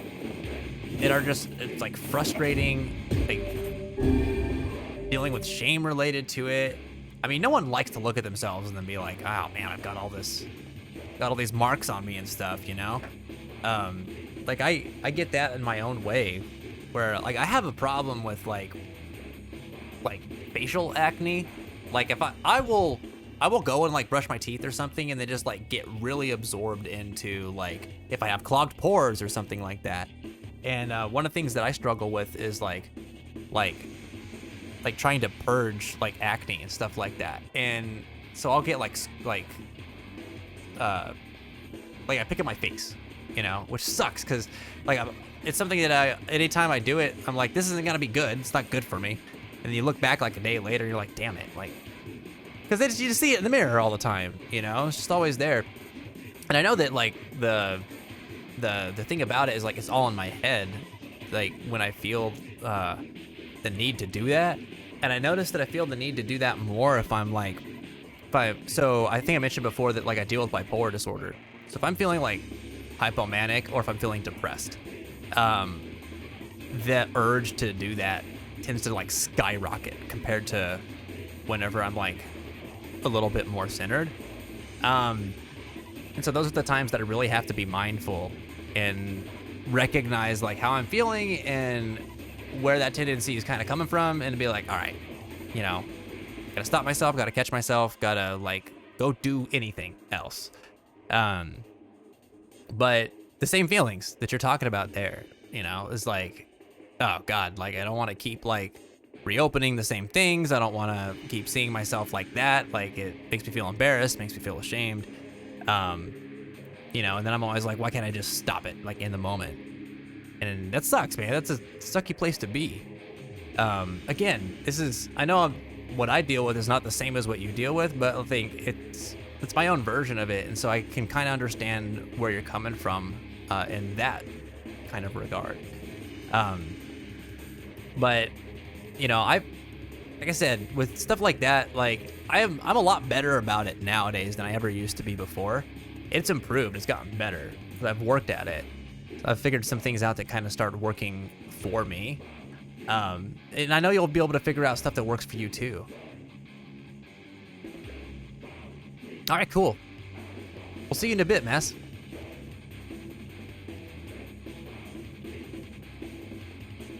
Has anybody else in the chat like dealt with stuff like this before? I know that Lily has, like, she's talking about it with the eczema and impetigo. Am I saying that right? Which is a really contagious rash kids get around their mouths. Ended up getting, and I just use a lot of lotion that's made for eczema. Oh, okay, I see. Oh, that sucks. I think I've met, I think a couple of my friends in high school actually dealt with that. I just had no idea that that's what that was called. Today I learned. Yeah, that looked awful to deal with. You know, like, then you're trying to like eat stuff and like just talking and everything because your mouth's moving. Like, would irritate your skin. Like, is that, I remember them talking about that. Is that kind of how it is? Oh, jeez, I'm just getting wrecked. Oh my goodness. Game is hard on hard mode. So I don't know. This game on hard mode is weird. Like, it's definitely harder, right? But wow. But it's hard for like dumb reasons. Like, yeah, enemies do a lot more damage to you. That's fine. But also, enemies have like 15 times more health than they do on normal. Like, it's obnoxious. They should not have that much more health.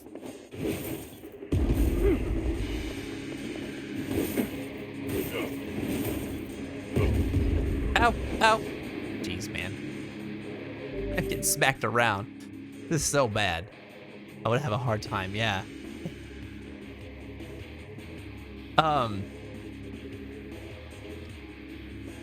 So, but because of your eczema, you managed to pick it up because of the scratching. So, where does it come from when you say like because of your eczema, like you picked it up? Is it because of like does it the infection develops because of the scratching, like just from like skin lesions and stuff like that, or what? misdiagnosed when it first showed up, and they thought it was an allergic reaction to Burt's Bees chapstick. And it took them 2 weeks and a trip to the dermatologist for them to figure it out. Damn, that sucks. Yeah, so you could barely open your mouth an inch to eat, and you had to be on steroids for 2 weeks. Damn, that sucks. Was it like a steroid cream that you had to like rub on it? I remember I got this crazy rash on my foot once. It was actually like a couple years ago. Maybe just a year ago. Actually, it's probably just a year ago. But I had it. Actually, it was a couple years ago. I had it for a very long time. Like, I had this thing for like a year, and it just wouldn't go away. And it started getting really bad when I was working overnight shifts. And I think it was because of like the boots that I was wearing and that I was on my feet for extended periods of time. And it was just rubbing against the boot all the time, like really irritated it. But anyway, it got to a point where I was like worried about it, you know? Like, it was one of those things that when I'd see it, I was like, oh, this will go away on its own. And 8 months later, I'm just like, this is fine. You know, like, I kind of given up on it, but just like still sort of hoped it would. But it wasn't troubling me enough to like go get it like looked at. And then all of a sudden it was really, really bad. And I went to the clinic and told them what it was. They're like, oh, it's like a fungal thing. Try antifungal creams and stuff. And I was like, nope, tried that, which I did. I had tried a bunch of different like topicals before then. Wow, stop hitting me. Stop hitting me. Why you do it a third time?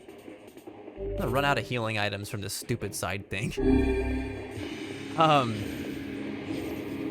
But yeah, I tried a bunch of over-the-counter stuff and told them that. And they're like, oh, that's weird. And I was like, you're telling me. So what do I do? They're like, well,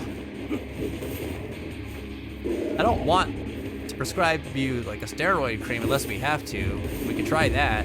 And I was like, let's definitely try that. Because they seemed like they didn't have any other ideas. And that worked, I tell you what. Oh, what the heck, man? Why is this so dumb? Why is this so bad? I think I used that steroid cream for like a week or two. I put it on like twice a day. And boy, it cleared up. That thing I was dealing with for like a year and a half is gone. I almost forgot about it. I guess the moral of the story is there is my doctor didn't really know what to make of it either at first. And we had to resort to steroids, which I now understand is like or something like that ends up being kind of like a last resort thing before sending you straight up to like a dermatologist or something. But if you pair that with Lily's situation, then it's like, okay, you can still get that and then get misdiagnosed. And so then you're not treating it properly still. Basically, doctors are working in partnership with you. They are not necessarily like a total expert. It's called a medical practice for a reason, right? Anyway, I am really sorry to hear that you deal with that, Lil. That sounds like a pain in the ass. It was pills. Oh, okay. I see. Yeah, you can't. I do remember them saying, the clinician saying that I couldn't use the steroid ointment if it was like open, if like the wounds were open or something like that. And I was like, no, I don't have anything like that. But that was a concern of theirs. I don't remember why, but I do remember them saying that. I didn't even know there was a pill form of something like that, though.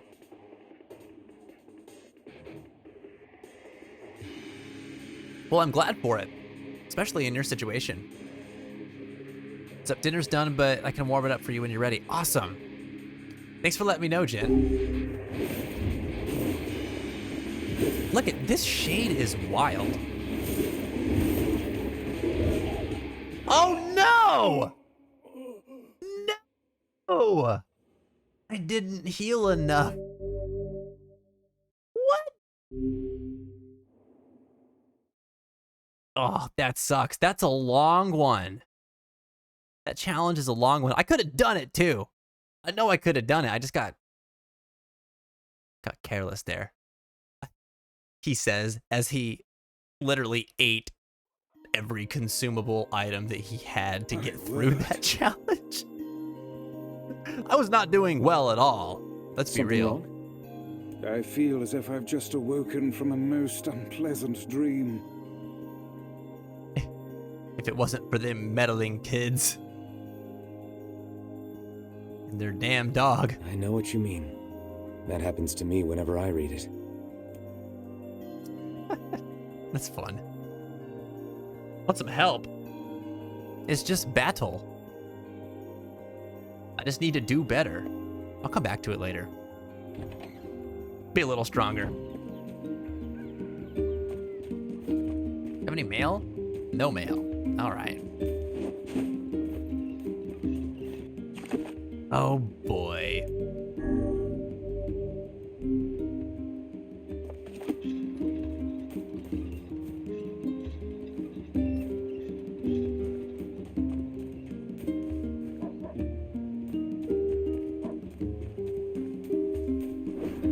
Anybody say anything They different? say shades have been sighted around the junk heap. Do you think they've started using machines? That would be the end of us for sure. I think he said that before.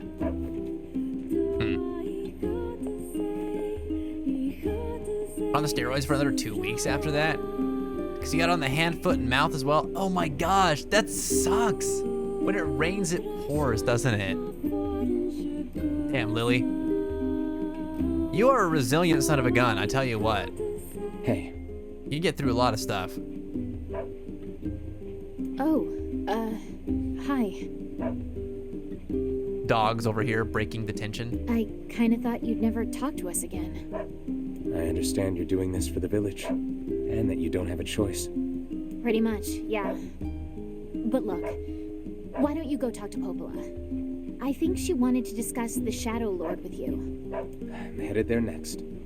Oh, and Devila? Yeah? Sorry about yesterday. I shouldn't have lost my temper like that. You don't need to apologize. Anyone would be upset when their friends are hurting. Let Emil and Kaine know that we're sorry, alright? All right. Oh boy.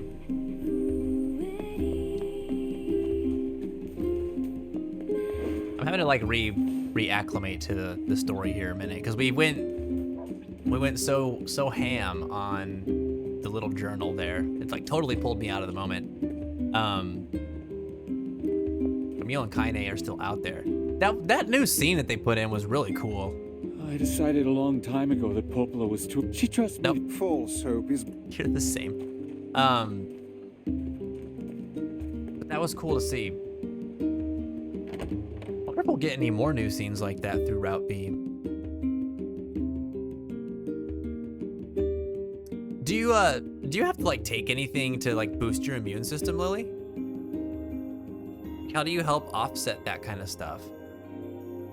Because in my mind, I'm like, man, I'd have to be at the doctor all the time in your shoes, which maybe you are. But there's got to be ways to like work through it, right? Or Devopo. No, they suck and I'm mad at them right now. I think I'm beginning to understand. It seems that...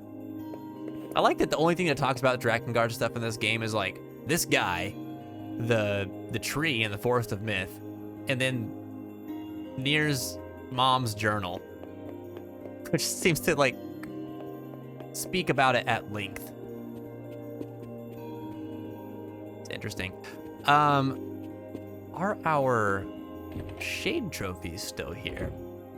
What is the purpose of this place? All but the ones that we clear, I guess. In the adult Beats arc. me. Maybe it's Popola's hobby corner.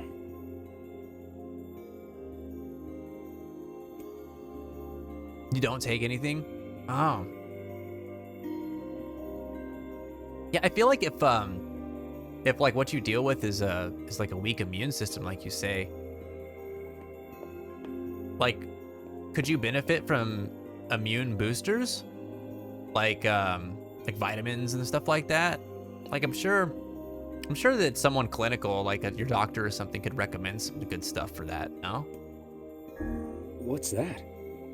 It resembles the shade we saw in the lost shrine.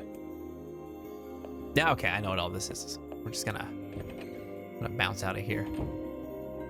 I wanna go home. CJ! Someone give him free pats. And by free pats, I mean hearts. All the hearts in the chat. CJ, you're almost there, man. You're almost there. Let's see. It's, what, 2:51? It's almost 3 o'clock where you're at? Right? How long do you work till? Like 5?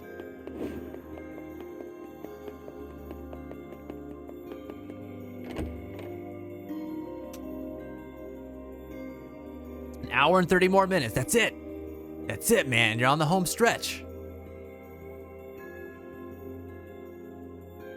It's gonna be time to go home before you know it. You got this.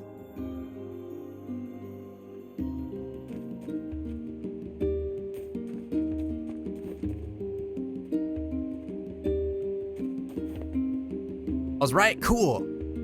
I love that phrase, by the way. Bang on. I never hear people say it.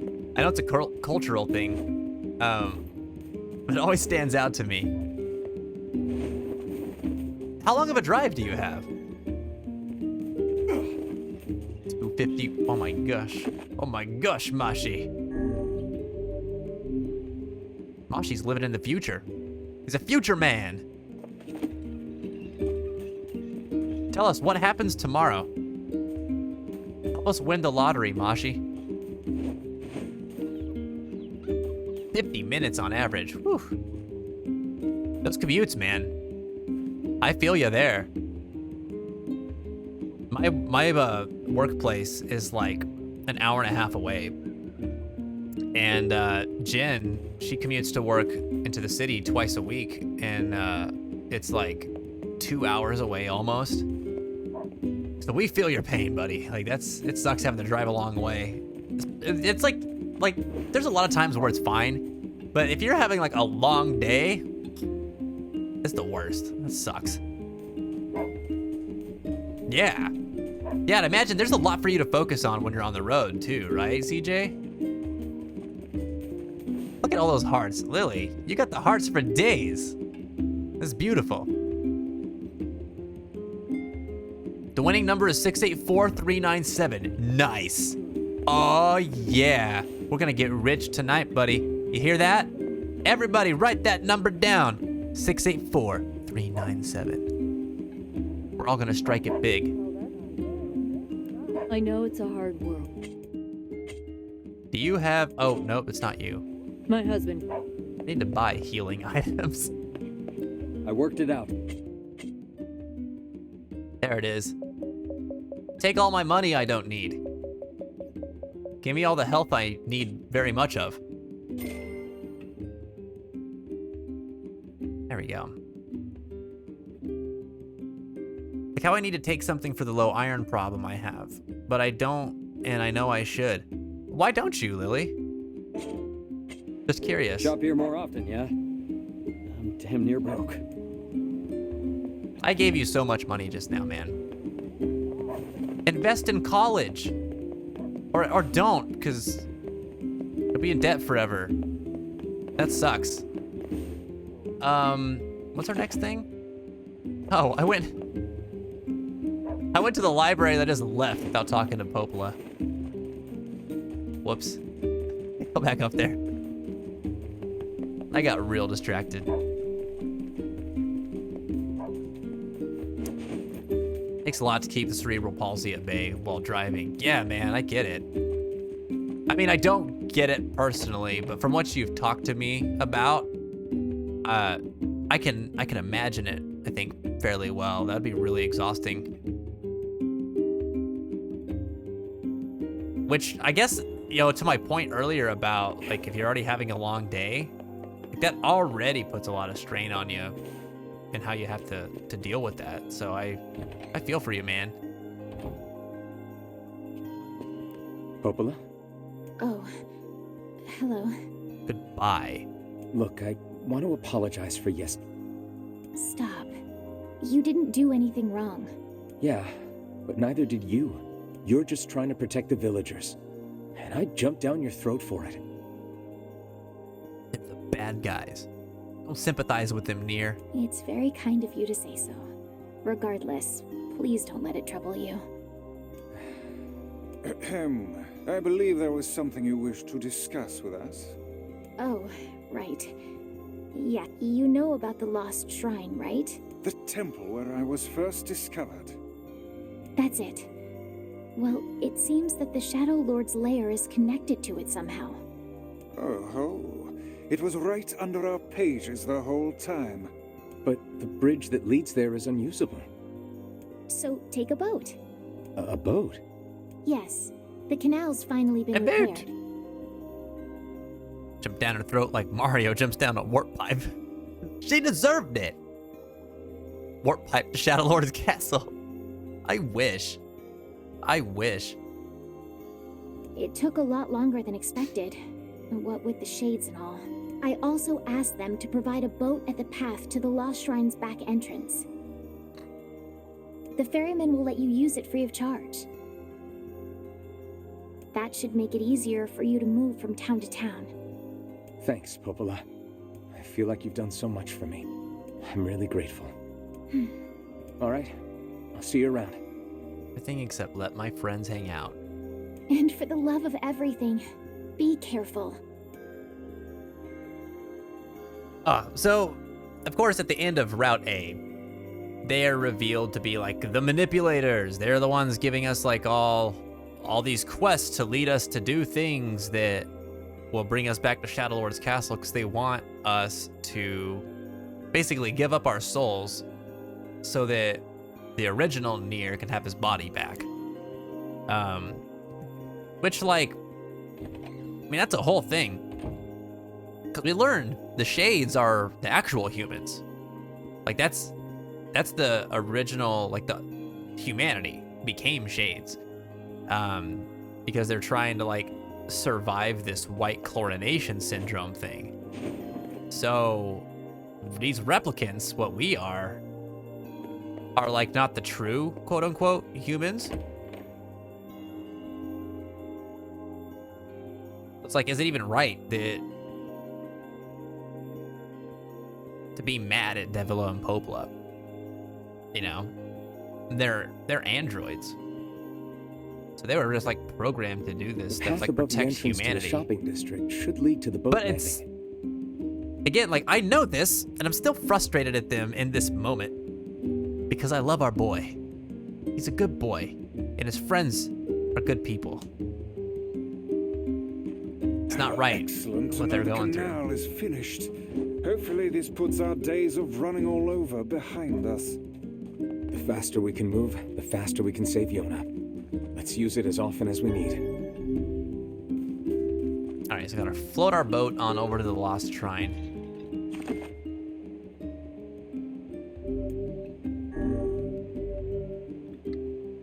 Because it makes you sick, Lily. What about it makes you sick? Like, what, taking iron pills makes you sick? Or taking things to boost your immune system make you sick?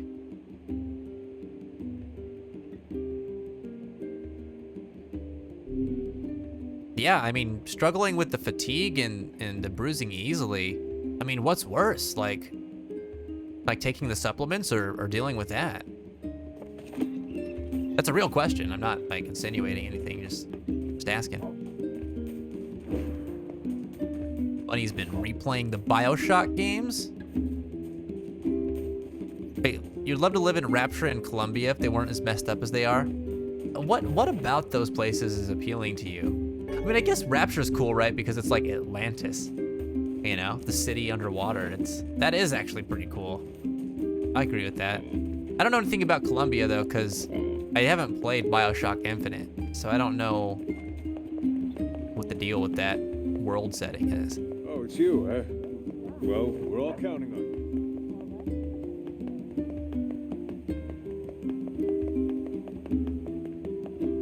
you. All right.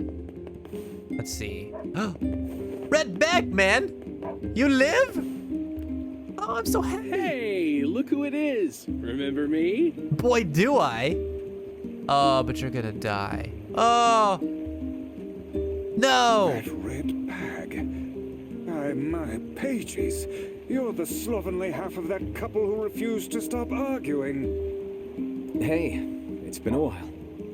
Wait, he has a quest though. Do we like get another quest from him? Sure has. I've been in charge of this canal since we last talked. Apparently I did a pretty good job with it because they decided to make me the permanent ferryman. Oh yeah, huh? Congrats. Thanks. Still, it's not all puppies and unicorns. The old ball and chain is always harping on me now about how much I work. Anyway, if you got a place to be, just let me know and I'll take you there. I'm so happy to see him again, guys. I can't tell you how happy I am. That's so nice. Actually, I can't dive in to that whole sequence right now. I gotta go save my game. I mean, Infinite seems like it's a pretty good game. I haven't heard like bad stuff about it. I just haven't had that much interest in playing it. The ball and chain, yep, that's the way. That's like the cliche way to talk about your wife, apparently. Where's my wife? Oh man. I'm gonna hang out for a minute. So Lily said it was liquid iron that my mom found, and it made me sick because I had to drink it and then not eat for an hour, and it made me feel worse. I didn't know that there was liquid iron supplement. That sounds like it was not a good experience. That doesn't sound like it was pleasant at all. What other ways can you take iron? I had a friend who had anemia years ago, and because of the anemia, like they weren't able to go to school and had to get homeschooled, and you know, they were very sick for a while. Like it really. Oh, what's happening? What is going on? What? Oh, I see. I was like, what? Why is the mic doing this? I'm trying to adjust the dang pop filter. There we go. Anyway, so my friend had anemia, which is iron deficiency. Made them very sick. They had to be pulled out of school. They couldn't do like physical activities and stuff like that. And they were on iron supplements for a long time. But they took them in like pill form. And you know, it was years that they dealt with this. But then, you know, I want to say, I think they started dealing with it when they were like 14, and then by the time they were like 18 or 19, it got better, and they were able to like live a normal life. But they were taking them iron supplements for quite some time. But then I never saw them take them after that. That was their experience anyway. But it was neat to see it get better, because the way they talked about it was like it would never get better. And so it was cool to see them kind of like get through that. Yeah, it was bad. Well, it would be taking pills, but I have a hard time taking pills. I don't think any of us like taking pills. Like, pills suck. Not that they're not useful, but like the process of taking pills is not necessarily fun. I used to hate it, man. I used to hate it. Like I had a whole cocktail of meds that I used to have to take, and it was like every day. And I'd be like, oh, we gotta do this again. Every single time. But what I always thought about was like, if I'm not taking these, what's the trade-off? Like, yeah, taking pills sucks, but like, what's gonna happen if I don't? You know, not in the Like, am I gonna get in trouble, or like, is someone gonna be upset at me kind of way, but like, how do I feel? Like, what are these actually doing for me? In my friend's case, the iron supplements let them go out with their friends. It let them like go to the movie theaters or go to family gatherings, or go outside and take walks. And you know, where otherwise they weren't able to do those things. Like, they could barely walk to their living room when their iron was that low, as it was whenever they were like dealing with anemia really, really bad. Oh, that gift sub. Thanks, Jen. And there you go, money.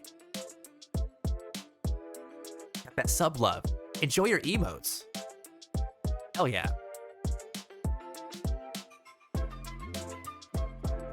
Compensation. Compensation for money. Money for money. Oh, man. But you pushed a button. But did you ban money? That's why you gave them a sub. Oh, come on. So there's a new rule, right? Like, if you ban someone who doesn't deserve it, now they have to give them a sub. Reparations. Oh my god, that's funny. I didn't even see that till just now.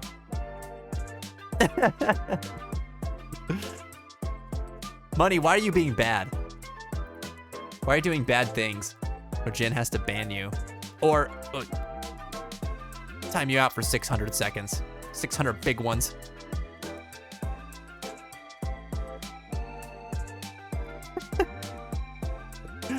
I was just thinking, is BioShock that bad? Jen's over here like, they like BioShock, get the hell out.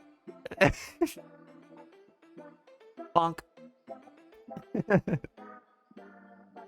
Oh, man.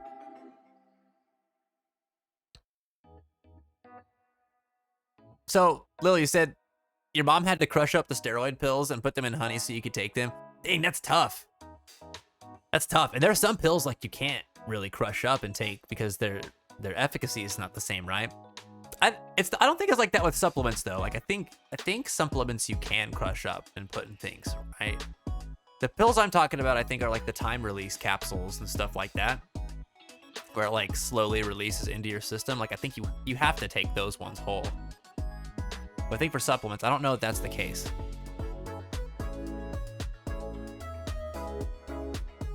You finish games faster than me. Get out of here. Yeah. Dang old speed runner over there. I'm gonna get BioShock on my Switch. Ban Lily too. Bonk. You can't like BioShock on this channel. Not allowed. It's a new rule because of Muddy's situation. That's right. Bonk bonk. I'm just kidding. You can like BioShock. You can like anything. Like what you like. Alright? Be yourself. No matter what they say. Sometimes they is me. Ashi's not gonna touch the BioShock series. My man. Ashi knows the value of not getting bonked.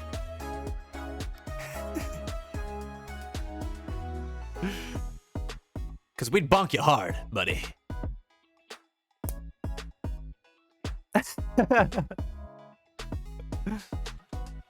No bully! I like that. Dude, those emotes are cute. Who designed those? They deserve someone to design emotes for them. Because their emotes are so cute. That penguin, man. The pan. Oh, man. So, is everybody looking forward to Happy Thanksgiving tomorrow? I mean, those of you who are celebrating. Like, what are you guys gonna eat? You need to finish Warframe? Listen. One does not just finish Warframe. Okay? Warframe is a lifestyle. It is an all-consuming destiny that only you can rise up to the challenge and meet. Okay? Yes, Jedi Penguins, it is like the path of the Jedi. Once you are on it, you are never off of it. You will Warframe forever. Or you'll be like me, and then you'll abandon it, and all your friends will constantly tell you to come back and play. Actually, that last part might not be true. That stopped happening to me after a while. Me and my girlfriend think Thanksgiving's a stupid holiday, so we're not doing anything for it. What? You're giving up an excuse to eat lots of food? To gather with a bunch of cool people who might cook for you? I mean, I get it, right? I get it. It's not what it was like, what they told us it was whenever we were kids. Like, we've learned a lot more about history, and Thanksgiving is not all as cracked up to be. But I don't care about none of that. I just want food. I'm gonna be real with you guys. Imagine playing Warframe in 2021. Look, people could do it, all right? Don't judge. Don't judge. You play what you want. Turkey! Hell yeah. Looking forward to it, man.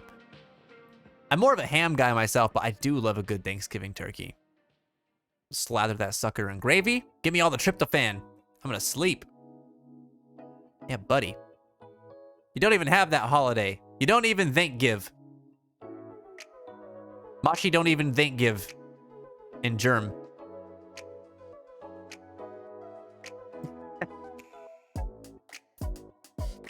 I gotta tell you guys, I have all this food talk has got me so hungry, and I know dinner's been ready for a little while, so I am gonna go get on the grub, which means that we're gonna wrap up.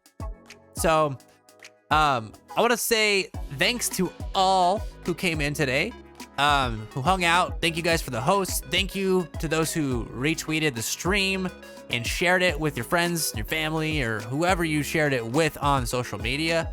That is like the biggest way to support the channel, and I really appreciate you doing so and allowing us to reach more people and spread the word and help people deal with what they're going through and give people a safe place to come and hang out, connect with other people.